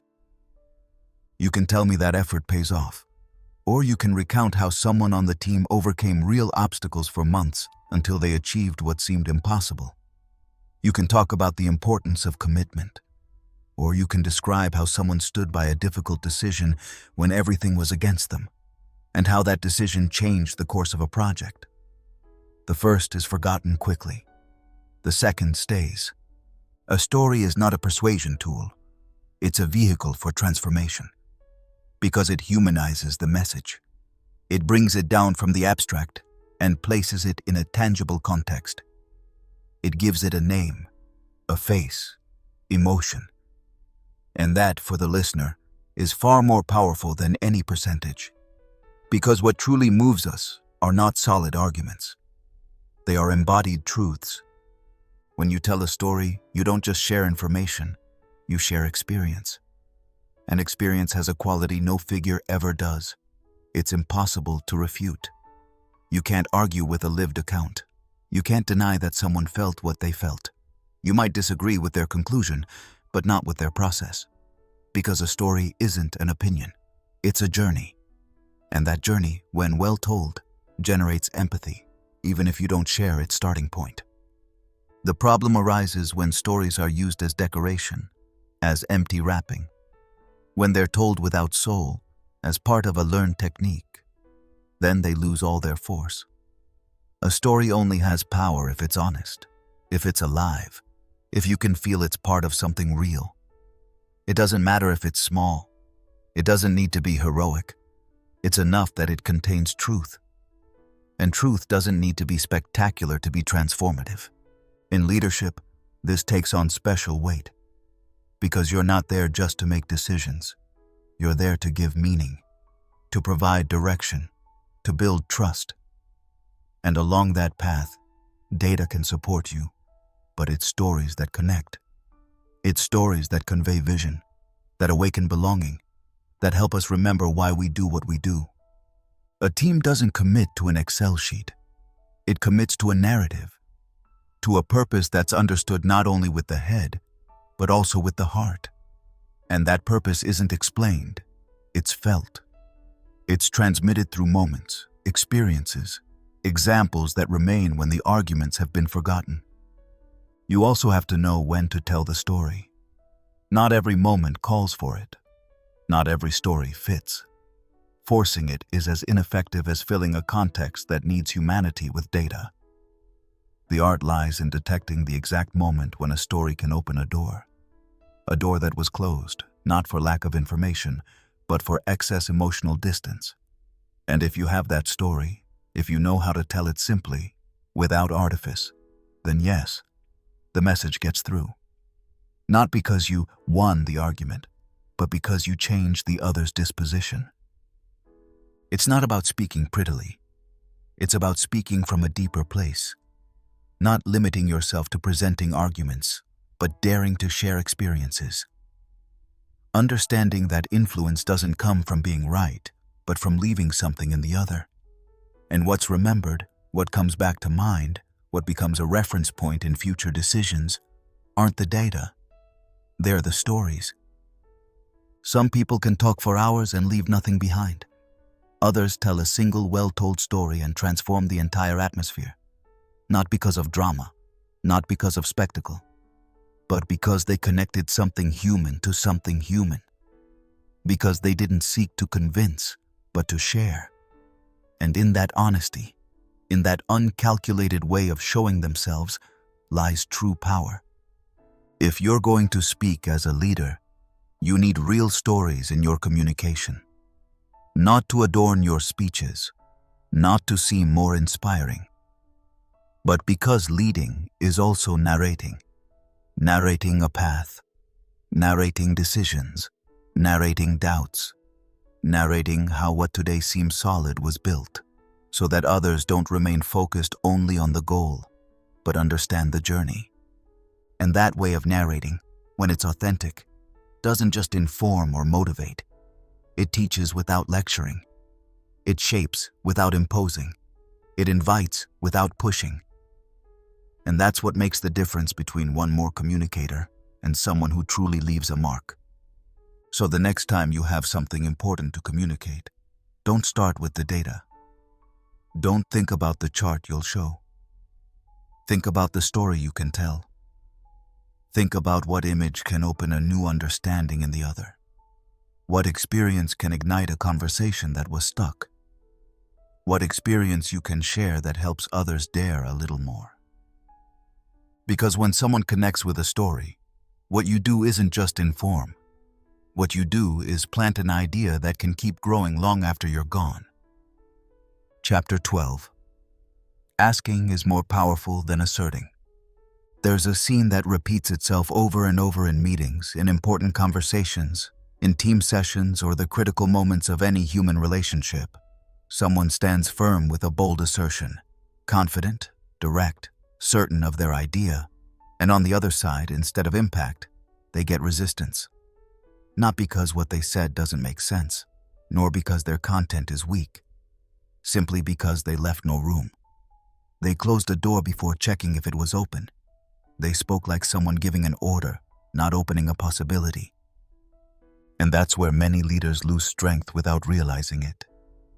Because they believe asserting is a sign of confidence, that the stronger their discourse, the more authority they convey, that their function is to provide answers, that they must be a lighthouse, a guide, a constant reference. But the truth is different. The truth is that often what transforms most isn't what you say, but what you're able to provoke in the other. And to provoke reflection, to generate participation, to draw out what the other carries inside, there is no more powerful tool than a good question. Not out of courtesy, not as an introduction, a real question. One that touches a chord, forces a pause, unsettles what seemed clear. A question that doesn't seek to showcase what you already know, but awaken what the other hasn't yet seen. Because the one who asserts presumes. They close. They place a full stop. In contrast, the one who asks opens, invites, creates movement. And if they do it from a genuine place, not from superiority or calculation, the other perceives it. And in that instant, something different appears. Thought, reflection, dialogue. The most powerful leaders aren't those with the most answers. They're those who know how to ask the most meaningful questions, because they understand that their role isn't to always have the last word, but to create spaces where others can think, decide, grow, where power isn't concentrated, but shared, where the focus isn't on the brilliance of the speaker, but on the maturity of the listener.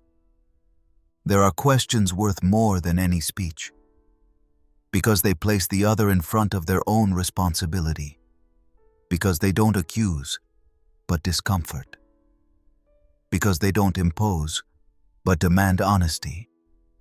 And those questions don't come from chance or a prefab script. They come from attentive listening, from the sensitivity to read the moment, from the intelligence not to fill everything with your ideas, from the humility to know you're not there to prove, but to facilitate. A good question is not a trap. It doesn't aim to leave the other with no way out or prove them wrong. It seeks to open a crack for light to enter. A question that works doesn't point to the mistake. It points to awareness, to that instant when the other realizes on their own. And that's worth much more than any argument you could give. Because when someone arrives at a conclusion by themselves, they defend it more. They remember it better. They integrate it more deeply. And that, in terms of influence, has incalculable value. It's not about convincing. It's about accompanying. It's about trusting the other enough not to tell them what to think, but to help them discover it on their own. But this is not easy, because it requires renouncing your need to be right. It requires letting go of that impulse to respond quickly, to correct, to intervene, to close the conversation with a neat line. It requires tolerating the void that remains when you ask an open question and the other stays silent. And that void, for many, is uncomfortable. It seems it must be filled. It feels like if you don't say something right away, you're losing leadership. But the opposite happens. If you know how to wait, if you hold that moment with presence, with respect, with calm, the silence works for you. The question does its job, and what happens afterward is infinitely more valuable than any quick assertion. Transformative leadership is not the one that speaks all the time. It's the one that knows when to ask, how to ask, and why. It doesn't launch questions as a formality. It uses them as tools for progress, not to discomfort, but to deepen, not to mark territory, but to connect.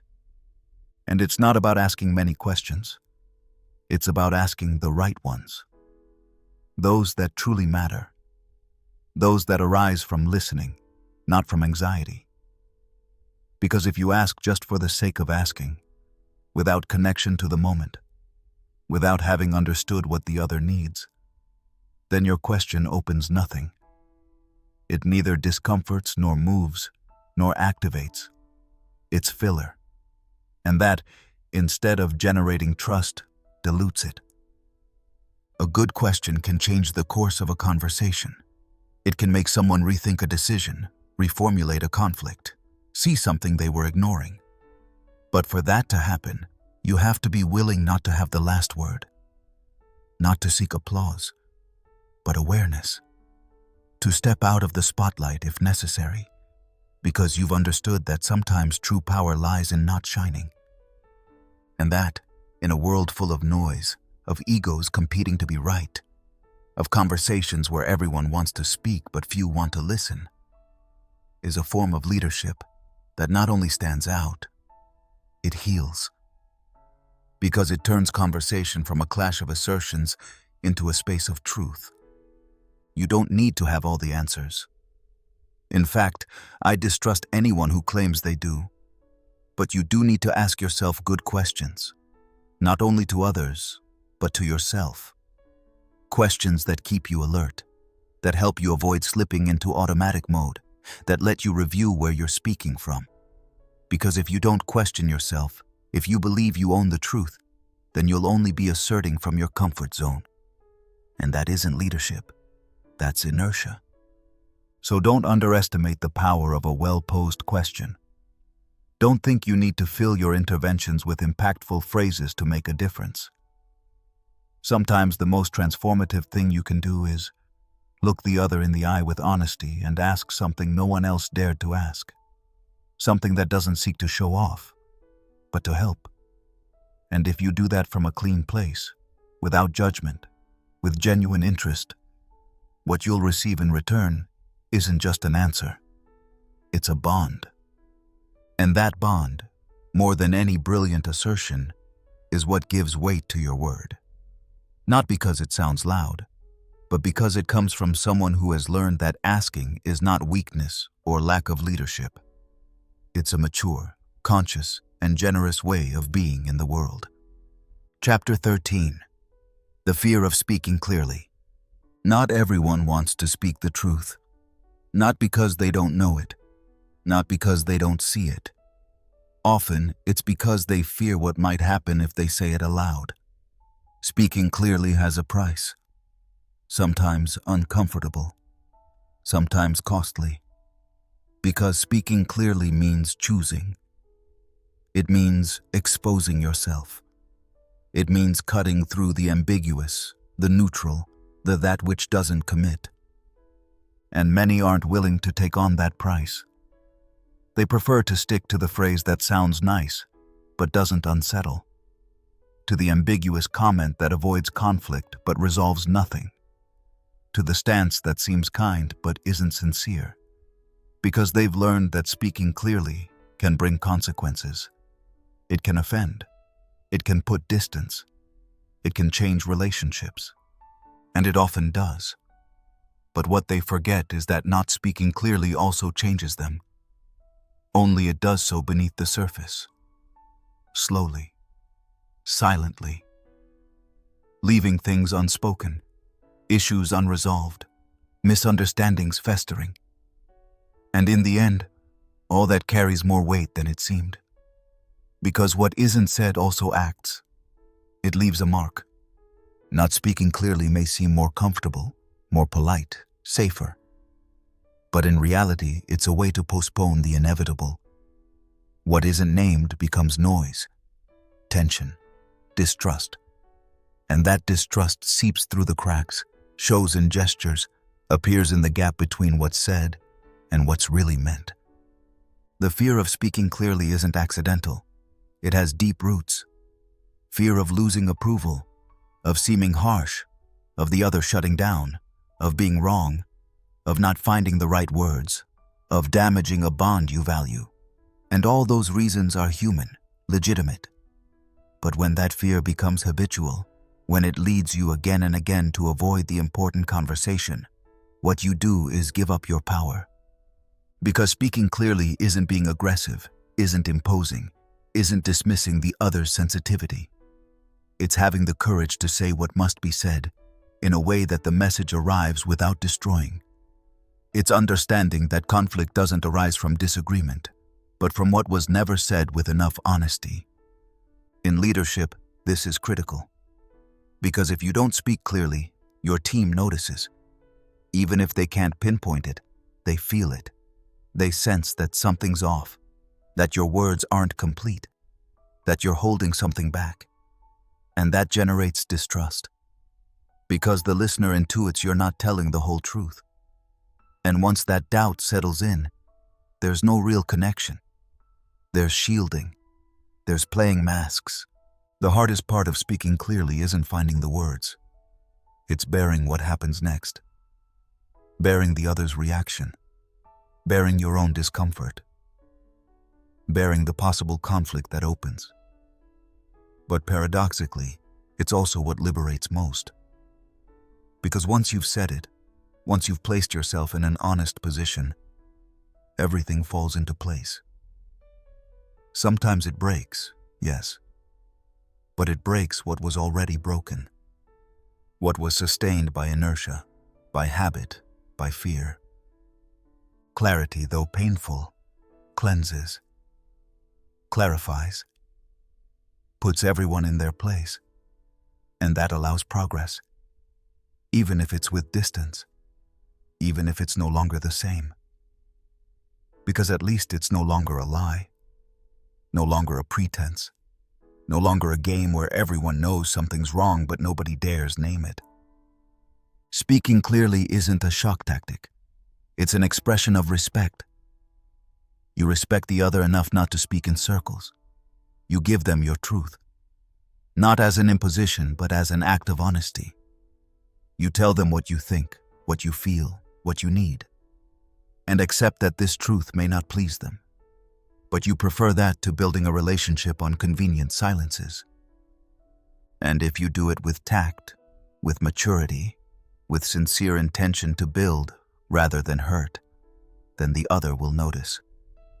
Even if they close off at first, even if it discomforts them, because well-delivered honesty has a force that disarms many resistances. Not all, but enough for the conversation to be worthwhile. That said, not everyone is prepared to hear you, and that's where fear grows bigger. Because speaking clearly involves a real risk, that the other won't react well, that they'll blame you, that they'll distance themselves. But that doesn't mean you did wrong. It means you touched a boundary. And that boundary existed before you spoke. Nobody had dared approach it until now. There are leaders who spend their lives avoiding that risk.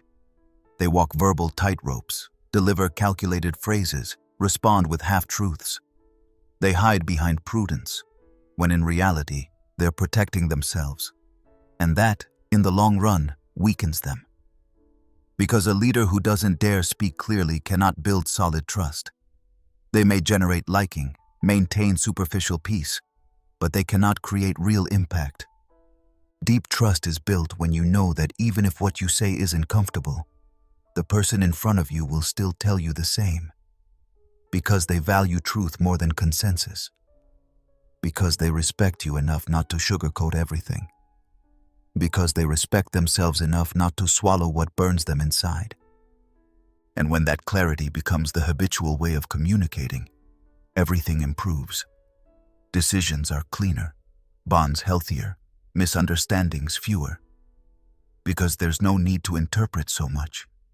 Because everything is spoken.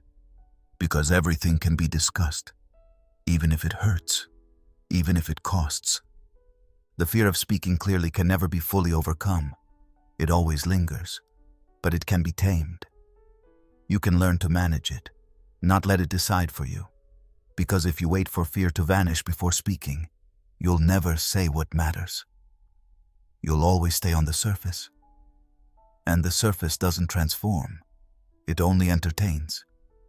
So when you feel you have something to say, but that knot in your stomach, that tension in your chest, that doubt of, what if they take it badly, stops you, remember this. The risk you take by speaking clearly is real, but the risk of not doing so is greater.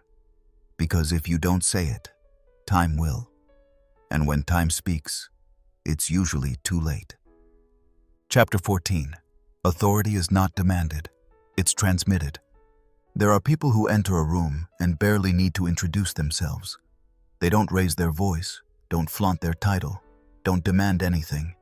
They simply are, and their presence alone brings order. It doesn't intimidate or impose. It orders. It commands attention. It establishes a clear direction without needing words. That is real authority, and it can't be faked. It can't be bought. It can't be enforced by force. It's transmitted, or it isn't. The most common mistake among those in power is believing that authority comes with the position, that having a title, a role, a badge is enough, that simply occupying a certain chair makes people listen, follow, respect. But that only works on paper. In practice, authority based on hierarchy rather than real influence is fragile. It lasts only as long as it suits. People obey out of fear, not conviction, and when tested, it crumbles. Authentic authority doesn't need to be reminded. It doesn't need to be reaffirmed in every conversation. It doesn't have to justify itself with empty speeches or shield itself with rules.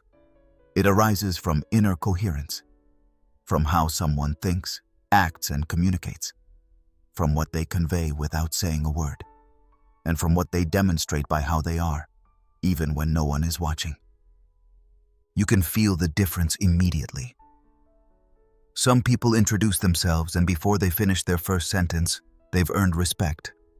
Not because they use lofty words, not because they say what everyone wants to hear, but because they speak from a solid place, because their communication has something that can't be forced. Integrity. That alignment between what they think, what they say, and what they do. That consistency that needs no decoration. Then there are those who try to force it, who believe authority is imposed through misunderstood firmness, through a controlling attitude, a condescending tone, top-down decisions. People who give orders like they're marking territory. People who need obedience to feel worthy. But respect born from fear is empty obedience. It doesn't build a team. It doesn't generate commitment. It only feeds a structure of dependency. And leadership based on that eventually breaks down, because people don't follow the loudest voice. They follow the one who inspires, the one who knows when to speak and when to listen, the one who doesn't need to be noticed constantly because their presence already communicates more than any word. And that isn't taught in a technique. It's cultivated in character. True authority is born from the trust you generate, not the trust you demand. And that trust doesn't appear by decree. You earn it.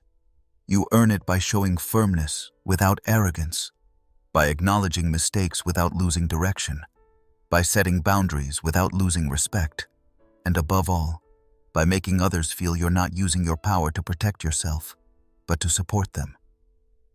Leadership based on real authority needs no proof, because you can see that what drives that person isn't ego, the need to be right, or fear of losing their place. You can sense there's a larger purpose behind them. And when that happens, the message lands differently. You don't listen out of obligation. You listen out of openness. But this doesn't mean being soft, or giving in to everything, or seeking constant approval. Authority also means making tough decisions. It also means unsettling when necessary. It also means being clear, even when it's unpopular. The difference lies in tone, in intention, in the context you create before you speak. Because when someone has built their authority with coherence, others are more willing to accept the difficult. Because they trust. Because they know there's no trick. Because they perceive that what's being said, even if it hurts, comes from an honest place. There's something not taught enough in the professional world, yet it makes all the difference. You can't ask for respect if you don't behave respectfully. You can't demand commitment if you're not committed yourself. You can't require responsibility if you don't know how to take yours. Because authority isn't a position. It's a consequence. It's not obtained by climbing a rung. It's built in every conversation, in every decision, in every silence you choose to hold. A leader with authority doesn't need to micromanage, doesn't need to give detailed instructions every 5 minutes, doesn't need to be everywhere for things to move forward. Because they've conveyed a clear vision, because they've empowered without losing focus, because they've trusted without surrendering the meaning of what's being done. And that not only frees the team, it frees the leader, because they move from control mode to impact mode. But there's one more thing to understand. Transmitting authority isn't the same as being liked. Not everyone will applaud you for being clear, making tough calls, or setting boundaries when needed. There will be those who resist, who feel uncomfortable, who project their insecurities onto you. And that's fine, because your task isn't to be liked. It's to uphold the framework, uphold the meaning, uphold the direction. And if you do that with respect, integrity, and sensitivity, then even those who disagree will recognize you. Because deep respect doesn't come from agreement. It comes from the perception that you're acting from a clean place, without deceit, without masks. That's what transmits authority. The ability to be where you are without needing constant justification. The ability to influence without pressure. The ability to set a course without crushing. And above all, the ability to command respect without demanding it. So if you ever feel your words aren't having the impact you expect, that it's hard to be taken seriously, that people listen but don't follow, don't raise your voice. Don't stiffen up. Don't hide behind your title. Ask yourself where you're speaking from what need, from what part of you you're trying to be heard. Because if what drives you is the anxiety to be validated, that's noticeable. And what's noticeable weighs more than what's said. Authority isn't demanded, it isn't claimed, it isn't faked, it's transmitted. And for that, you need to be very clear about who you are, why you're there, and why you speak. Chapter 15. If everyone agrees, you're saying too little. When everyone nods, when nobody shifts in their seat, when the atmosphere remains comfortable and not a single objection arises, something's wrong. It may seem you communicated well, were clear, your message impeccable, but that's not so. You said just enough not to unsettle. You spoke within the safe perimeter. You uttered what they already knew, what they expected, what they could accept without moving an inch from where they stood. And that isn't leading. That's sailing without making waves. The language of leadership isn't meant to soothe everyone. It's meant to move. And moving often means confronting. It means putting ideas on the table that aren't comfortable, decisions people don't like, perspectives that disrupt. If every time you speak everyone agrees, you're not leading anything. You're managing consensus. You're playing it safe.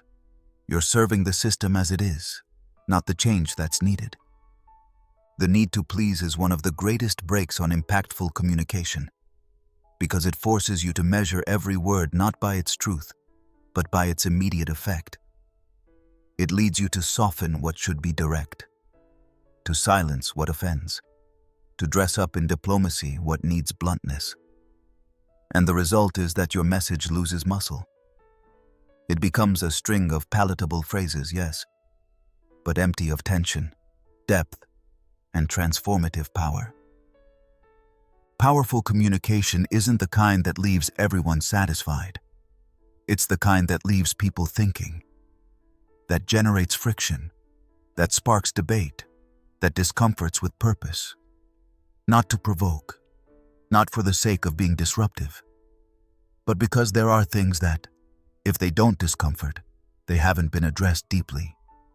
And this doesn't mean you have to seek conflict every time you speak. It doesn't mean forcing disagreement as a pose.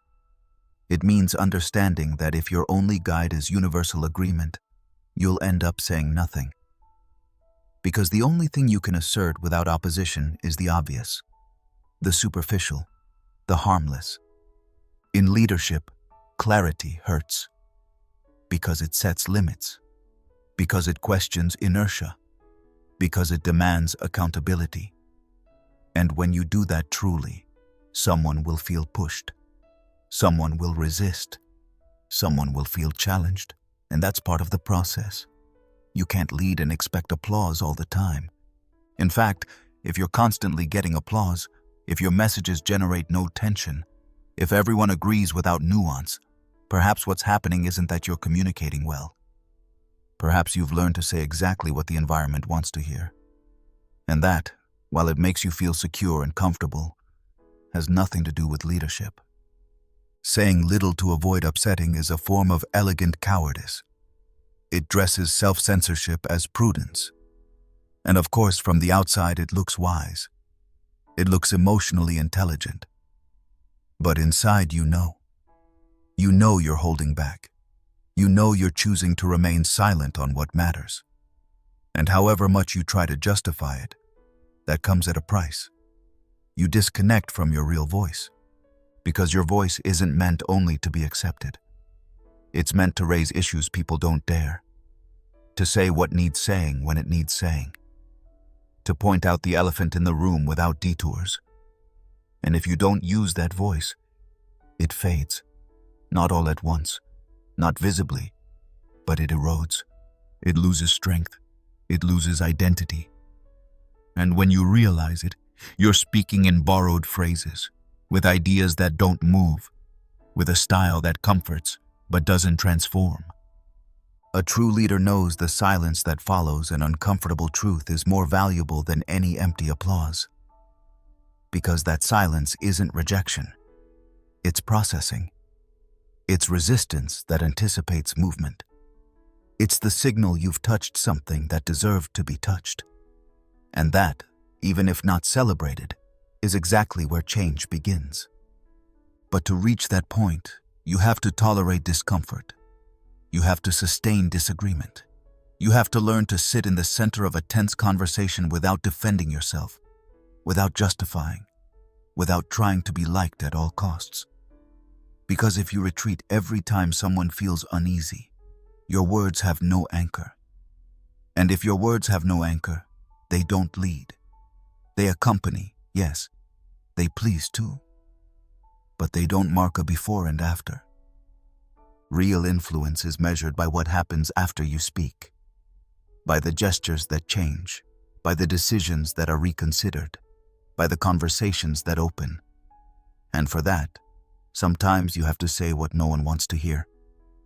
Not arrogantly, not with gratuitous harshness, with respect, precision, empathy, but without diluting the content, without hiding what's important, without fear of sounding discordant. And that fear appears. It's natural. It hits all of us at some point. Because we want to belong. Because we want to preserve bonds. Because there are contexts where being too direct can backfire. But there's a huge difference between caring for the relationship and sacrificing your voice. You can say something uncomfortable without destroying the relationship. What you can't do is stay silent on the essential and still call yourself a leader. So the next time everyone agrees with you, ask yourself whether you said something with real weight. Ask yourself if the message you just delivered was merely correct or truly necessary. Ask yourself if you spoke from your truth or from your need to be liked. Because one thing is communicating to be understood. Another entirely is communicating to be accepted. If you choose the latter all the time, your leadership may be comfortable, but it will be weak. If you dare choose the former, you may unsettle, but what you say will leave a mark. You're not here to repeat what everyone already knows. You're here to say what no one yet dares to face. Chapter 16. The voice that calms in the chaos. When everything is teetering, when certainties vanish and decisions weigh more than ever, people aren't looking for someone who knows everything, nor for someone with an instant solution, nor for someone who hides the problem behind optimistic phrases. They seek someone capable of holding the moment without being pulled into it, someone who can speak without adding to the noise, someone who understands that, amid chaos, words shouldn't increase pressure, but give structure. Because chaos doesn't need more speed, It doesn't need shouting. It doesn't need desperate hands pointing fingers. It needs a voice. A voice that doesn't tremble more than necessary, that doesn't hide the gravity of what's happening, but also doesn't let itself be dragged under by it. A voice that says exactly what's needed, not to placate with false promises, but to sustain reality so nothing else collapses. And that isn't done by someone who repeats rehearsed speeches. It's done by someone who has learned to regulate their presence when everything around seems to overflow. It's done by someone who has trained something harder than oratory: composure. The ability to remain whole when everything fragments. Because that steadiness isn't conveyed by what you say, but by how you say it. By how you breathe between sentences. By how you don't hurry when everyone else does. By how you don't need all the answers, but still dare to take responsibility. A leader isn't defined when everything goes well. They're defined when something breaks. When things stop fitting. When uncertainty settles into every conversation. And there, what makes the difference isn't who yells loudest. It's who can speak without adding fear.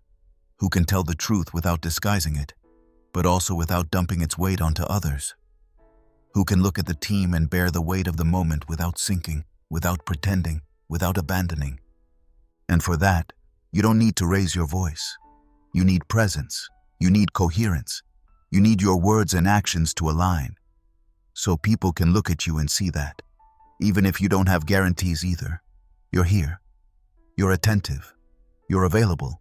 You're thinking, listening, feeling. You're at the center of the chaos without asking the rest to endure it alone. The voice that calms in chaos isn't one that denies it. It isn't one that sells tranquility like a product. It's the one that honestly acknowledges the moment. The one that puts clear words to what's happening. The one that avoids exaggerations, but also euphemisms. Because balance, when everything shakes, is built with truth. A well-told truth. A truth that doesn't overwhelm, but doesn't hide. And that demands a kind of courage that isn't always seen. The courage to hold hard conversations. The courage to say "I don't know" without losing leadership. The courage not to answer immediately, but to pause and think.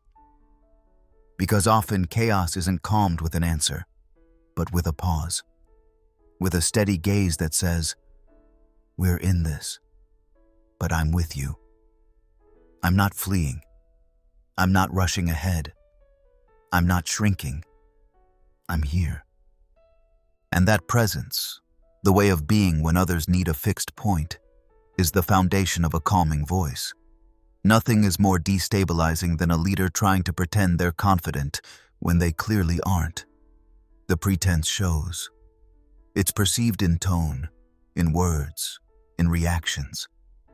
It's perceived in contradictory orders, in hasty explanations, in the need to be right.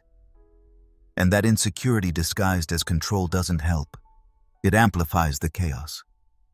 In contrast, when someone speaks from calm, even if the situation is uncertain, something realigns. Not because there's an immediate solution, but because the sense returns that progress is possible. That not all is lost. That there's someone looking with a cool head, but with their heart present. That's one of the keys. The calming voice must not be cold. Because some, in their effort not to be swept away by emotions, disconnect.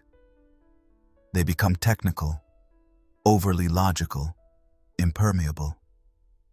And yes, that may seem like structure, but it actually creates distance. And when people are in chaos, what they need isn't only direction. They need humanity. They need to feel that the speaker is there, not above them, not having switched off their emotional side to be more effective. Effectiveness and emotion aren't at odds. They complement each other. Serenity isn't coldness. It's conscious presence. It's the ability to hold without being overwhelmed. And that is trained through contact with reality, not theory. It's trained by listening more than talking. It's trained by breathing before reacting. It's trained by giving up the need to appear strong and choosing instead to be steady.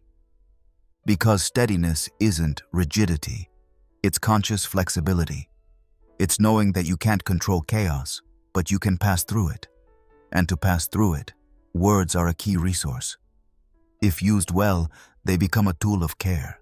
If used poorly, they become a burden. And that's why, in times of crisis, it's not about talking more. It's about talking better, choosing what to say, measuring the impact of each phrase, not to censor yourself, but to avoid adding noise, to avoid filling the air with words that sound good but mean nothing. Because chaos doesn't need more messages. It needs messages that help. And helping in those moments isn't always having the solution. Sometimes it's simply saying, "I don't have the answer, but we'll find it." Sometimes it's holding silence when everyone wants to fill the void. Sometimes it's acknowledging that you're worried, but not paralyzed.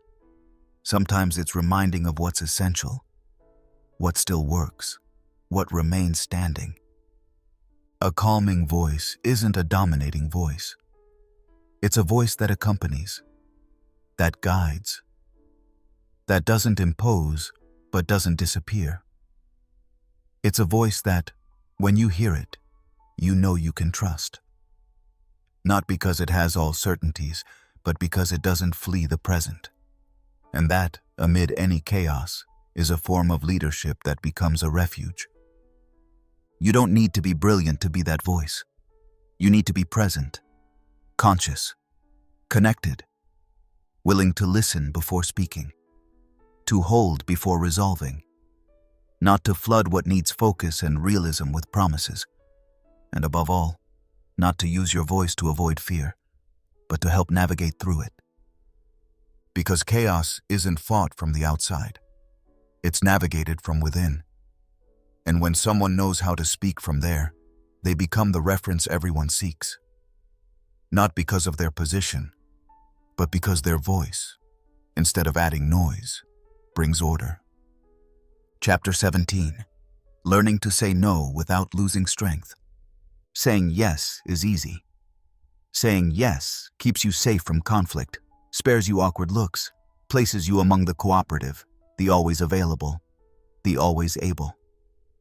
But accepting every request doesn't make you generous. It makes you vulnerable to losing control of your own priorities.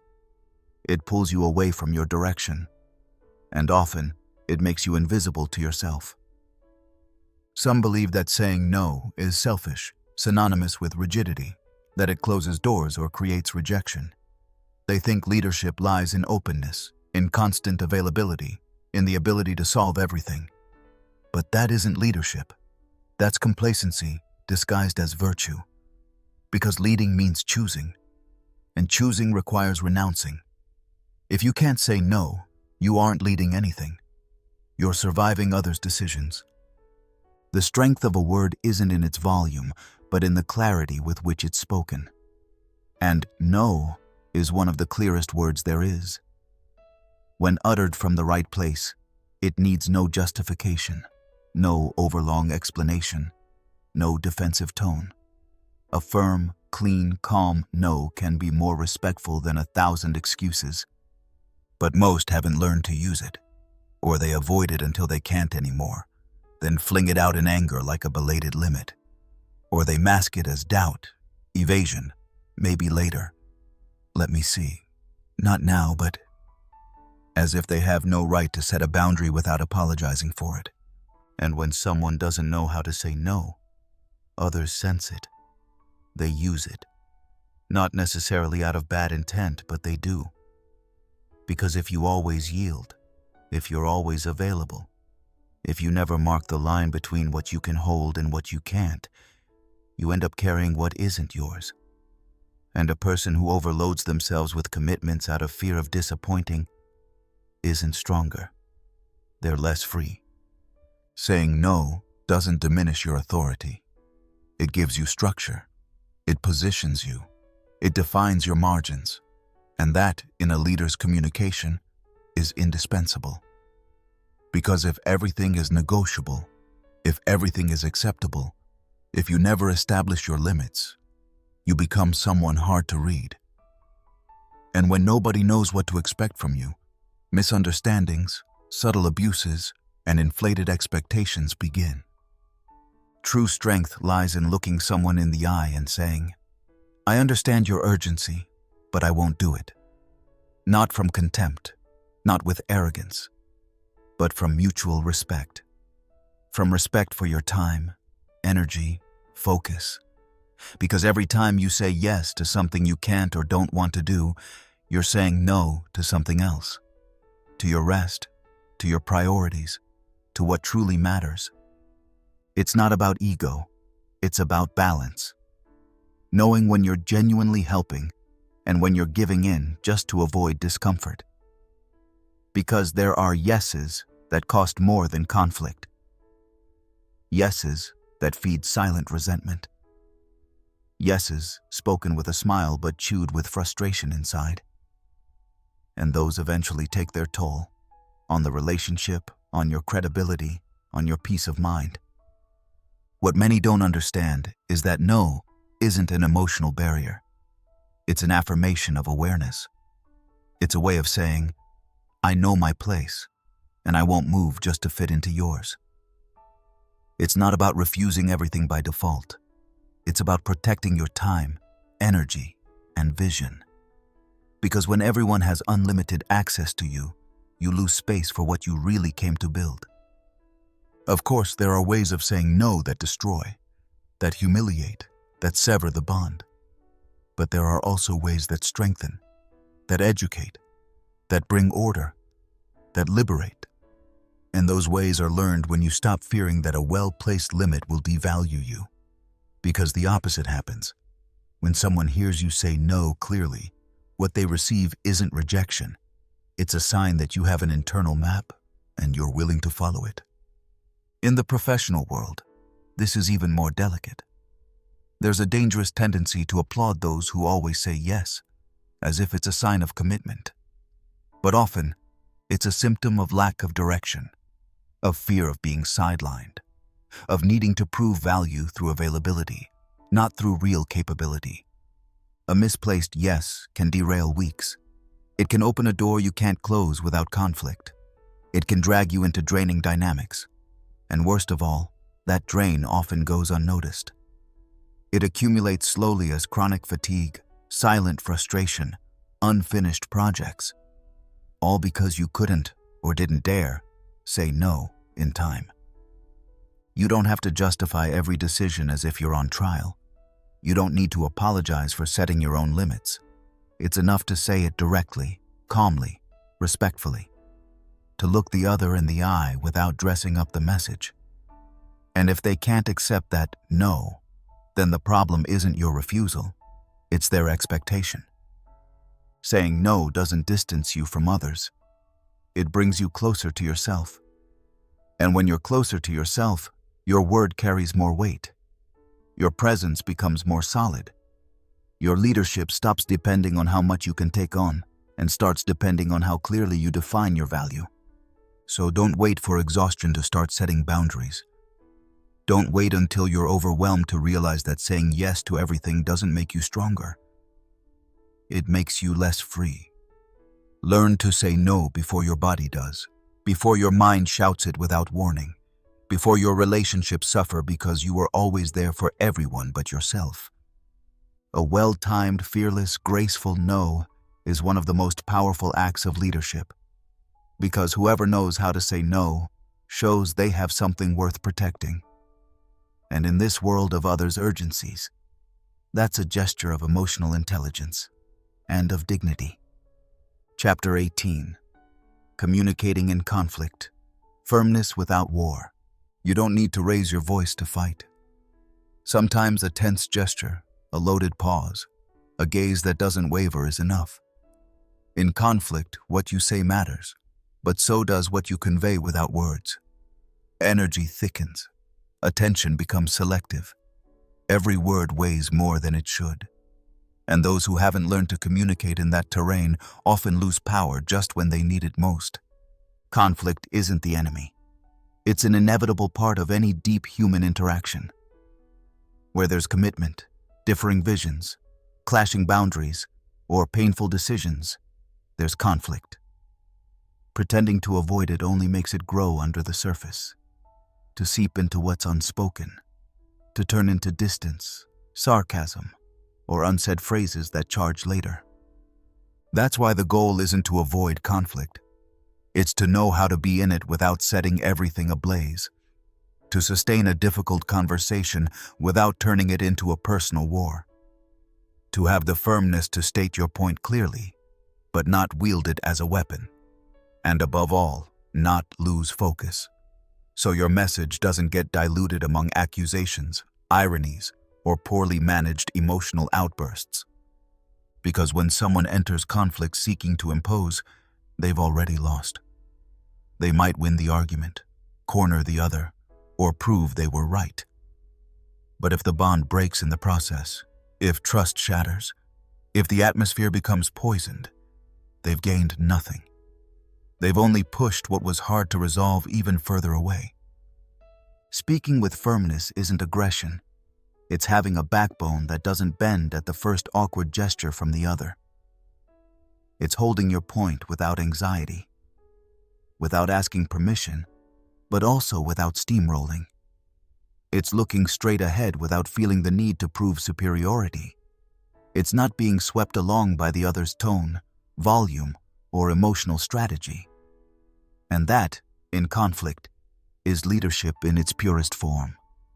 Because those who don't know how to communicate in conflict become unpredictable. They can swing from total passivity to uncontrolled rage in seconds.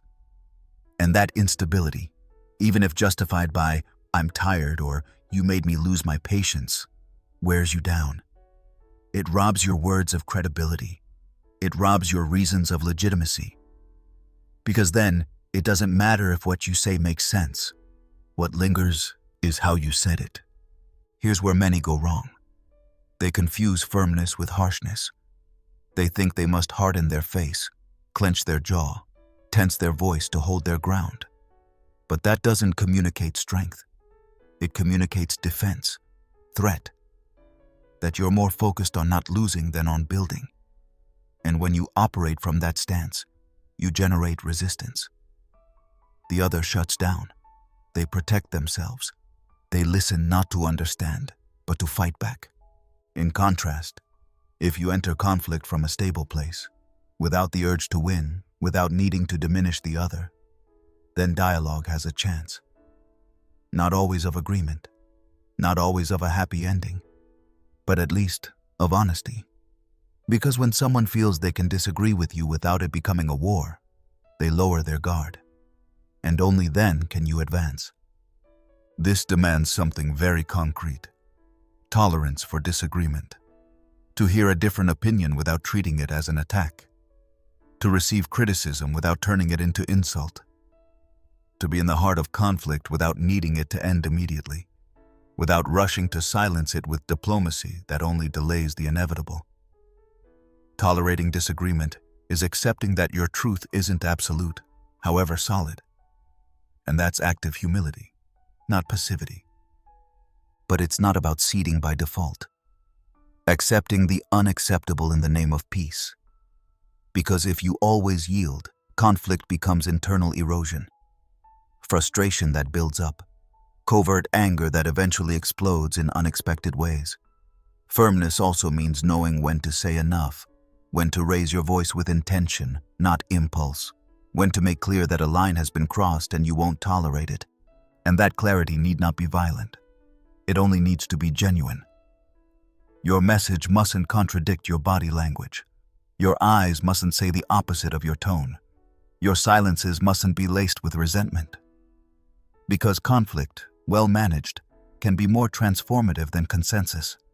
It can clear the air. It can restore authenticity to a relationship that had been lost. But for that, you must communicate from consciousness, not from autopilot, not from the impulse to have the last word, not from the need to prove who's stronger. Because in conflict, true strength isn't in imposing. It's in listening without losing yourself, responding without wounding, and holding your ground without knocking the other down. A leader isn't one who avoids conflict. They're one who passes through it without losing their center. One who doesn't need to dominate to earn respect. One who knows that sometimes silence is wise, but other times speaking clearly is an act of respect. Because avoiding conflict to spare discomfort is a form of abandonment.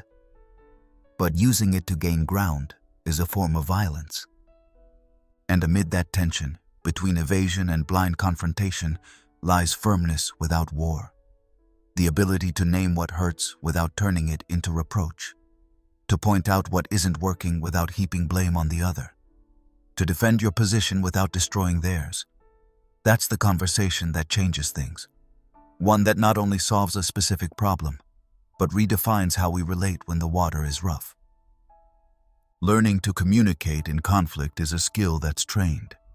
And like any real skill, it requires discomfort.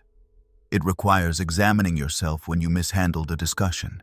It requires reviewing your tones, your timings, your intentions. It requires choosing, in the heart of tension, how you want to emerge, with more truth or with more wounds. Because in the end, it's not disagreement that builds or destroys. It's how you carry it. The kind of leader you choose to be when things don't go your way. When someone says no to you. When you're criticized. When something hurts. Because in that instant, your voice can be a knife, or it can be a tool. It can break, or it can open. And that depends on you.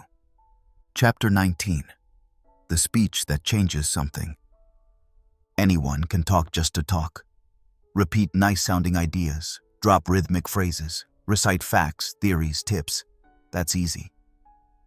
What's truly difficult is to speak and move something. To leave people changed after your words so that someone, even just one person, sees things differently, stops, reflects, does something else. That's the real power of a speech. And achieving it has nothing to do with eloquence, flashy words, or stagecraft. It's about what happens behind the voice, the intention with which it's spoken, the honesty beneath the message. A speech that changes something is born from commitment to an uncomfortable truth. Not from the need to shine, win approval, or simply check a box. It changes something when it's built from a place so clear, so personal, so inevitable, that the listener can't remain indifferent. It's not persuasion. It's penetration. It's reaching in. And that happens when you stop trying to sound right and let yourself sound real. When you stop making your speech a performance and turn it into an act of presence. Because people don't engage with perfection. They engage with resonance. And resonance doesn't improvise or ornament itself. It transmits when you're connected to what you're saying. When what you share is something you've lived, thought, been hurt by, cared about, been moved by. Then information stops being information and becomes impact. But to do that, you must escape a common trap. Speaking just to fit a proven structure. Speaking from a script someone told you works. Speaking with safe formulas no one truly listens to anymore. The speech that changes something doesn't follow molds. It answers the need to say what must be said, even if it's uncomfortable, even if it's unpopular. Changing something doesn't always mean winning people over. Sometimes it means unsettling with clarity. Sometimes it means voicing what no one dared utter. Sometimes it means holding an idea that doesn't guarantee applause. Because change seldom begins with approval. It often starts with resistance, with awkward silence, with suspicious glances. But if the message is sincere, coherent, not manipulative, impact will come, sooner or later. Some people have a gift for speaking. They modulate their voice, use body language, humor. That's fine. But talent alone isn't enough if the content isn't rooted. A rootless speech feels hollow, no matter how polished. Form is there, but substance falters. Meanwhile, someone who may lack flair but speaks from the gut, from lived experience, can shake the room with 5 sentences. Because they're not trying to prove anything.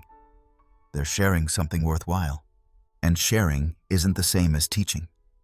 Sharing is opening an experience, a reflection, a viewpoint, and offering it without expecting the other to adopt it by force. You're not preaching, you're showing. You're saying, "This is how I learned it. This cost me. This still pains me. This matters to me." That honest offering carries a force no handbook can match. Because it isn't designed to work. It's meant to connect. People are tired of speeches that feel like speeches, of polished words, measured phrases, canned motivation. Ears no longer fall for that so easily. What moves today is what doesn't seem intended to move. What sounds like an interior monologue someone dared speak aloud. What breaks a pattern. What reveals that behind the message is a real person. Not a persona, not a public figure, but a human. To reach that, you need two things: clarity about what you want to say, and courage to stand by it. Because when you speak with genuine intent, there are consequences. You expose yourself. You risk objections, doubts, misinterpretations. Yet you choose to speak anyway, not because it's easy, but because you know that if you don't, nothing will change, and that nothing no longer serves you. A speech with impact isn't judged by immediate applause. It's judged by what it generates afterward, by the questions it leaves lingering, by the conversations it sparks, by the decisions it moves. The initial reaction may be mild, but the message remains. It works beneath the surface. It takes root. And that's what matters. Because changing something isn't entertaining. It's not about impressing. It's about sowing doubt, shaking certainty, pushing toward action. None of that happens if the message lacks depth, if it doesn't touch a fiber. So every time you stand to speak, ask yourself, what do I want to move with this? Am I saying this because it's expected or because it's needed? Am I addressing others or protecting my image? Because if the focus is on you, the speech empties out. But if the focus is on what you want to generate, every word finds its place. You don't need to be perfect. You need to be clear. You need to be aligned. You need something truly worth saying, and the willingness to say it, even if it displeases some, even if it exposes you, even if it unsettles. Because if you don't risk anything with your words, you probably aren't changing anything. Don't underestimate the power of a voice aligned with its own feeling. A voice that doesn't rush to fill silence but inhabits it until it finds what's essential. A voice that chooses words not for immediate effect, but for the echo they leave. The speech that changes something isn't a performance. It's an act of responsibility.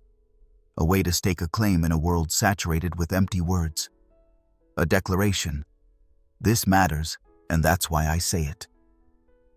And when you speak like that, you may not earn applause, but you do leave a mark. And that mark, even if small, changes something. Chapter 20. The voice you leave behind when you're gone. At some point you leave. You walk out of the room, turn off that screen, cross that threshold. The meeting ends, the project closes, the team dissolves. You don't have to vanish completely. Sometimes just one day away, a couple of weeks, or a decision that leads you elsewhere suffices. And then something unavoidable happens. Your voice begins to be heard even when you're not there. Not what you said, not your phrases, not your speeches, but your presence. The way you made people feel, the clarity with which you framed an idea, the tone you struck when tensions rose, the impression you left in the air after speaking. Because leading with your voice isn't about imposing, controlling, or repeating bold ideas until people internalize them through repetition. It's about creating such a clear, coherent, emotional, and conceptual imprint that, even in your absence, your style of communication continues to resonate in what others say, how they solve things, what they choose. And that isn't built on volume, nor on constant presence, nor on always having the last word. It's built on consistency, on intention, on how you used your words as a constructive tool, not manipulation. Because people don't remember those who spoke most. They remember those who spoke from a place that left something different each time. Some instill fear, others obedience. Some provoke admiration. But there's a higher level. And it's when your voice sets a standard. When you're gone, but something in the atmosphere whispers, they wouldn't have let this slide. They'd have said it differently. They'd have approached it with more courage, more respect, more clarity. That's real influence. And it isn't forged in the moment. It's built over time. Because the tone you leave behind isn't marketing. It's the reflection of how you inhabited every conversation, how you listened, how you intervened, how you corrected without humiliating, how you held silence when it was needed, how you defended an idea without trampling anyone, how you lowered tension without surrendering to comfort. The voice that remains when you're gone is the emotional synthesis of all your ways of being. And that endures. It seeps into future decisions, into private conversations, into how others ask themselves, how would they have said this? What would they have done? That isn't determined by title or by how often you spoke in public. It's determined by your internal coherence, your ability to use your voice as a bridge, not a barrier. That's why every time you speak, you're building something beyond the present, even if you don't realize it. Even if you think it's just another conversation. Even if you believe you're merely clarifying a point, solving a problem, setting a boundary. All of that adds up. It defines your communicative legacy. What others will echo, even without noticing. Not as a copy, but as a reference. And that reference isn't about perfection. It's about identity. About always speaking from the same place. About being recognizable even in hard moments. Because what leaves a mark isn't always being right. It's being genuine, even when you were wrong. There are voices that, when they go silent, aren't missed. They're forgotten, because they were nothing more than noise, or worse, control. And there are others that, even years later, remain present in how a team organizes itself, in how someone dares to speak their mind, in how voices rise for what's worth fighting for. Because they left clarity. Leaving clarity is leaving power. So you're not speaking just for today. You're speaking so something stays when you're no longer there to repeat it. And that isn't achieved by speaking louder. It's achieved by speaking with purpose, without improvising from anxiety, without responding on impulse, without trying to win every argument. It's achieved when you understand that every word is a mark, and using your voice isn't a privilege but a responsibility. It's not about becoming a mythic figure. You don't need to be remembered solemnly. It's enough that your voice was an anchor when it was needed. That someone can say honestly, when they spoke, things just fell into place. Because that can't be faked. It can't be bought. It's built every day, with every word you choose or withhold, with every conversation you hold even when it's uncomfortable, with every decision you voice without disguise. The voice you leave behind isn't your tone. It's your vision, your way of seeing the world and putting it into words.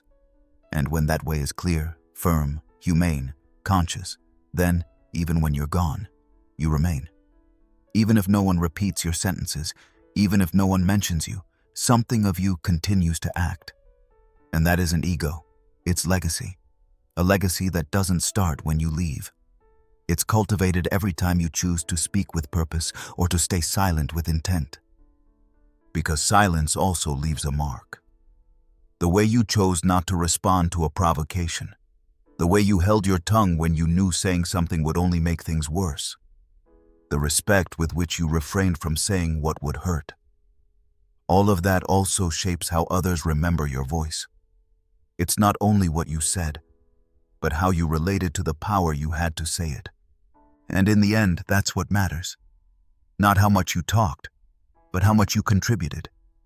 Not how many people listened, but what changed in them after hearing you.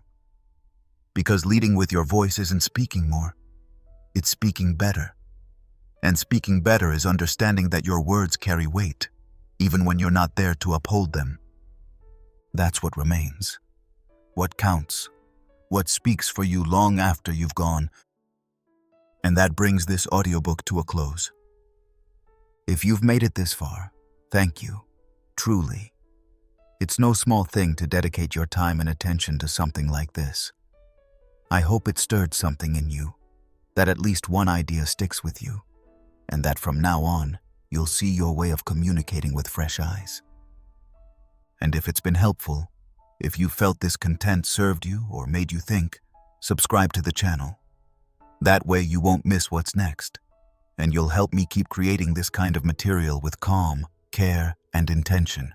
And hey, if you feel like it, leave a comment. Tell me what clicked for you, what surprised you, or what you'd like to hear in the next audiobook. Reading your messages is part of what gives all this meaning. Nothing more. Thank you for being here. We'll listen again soon.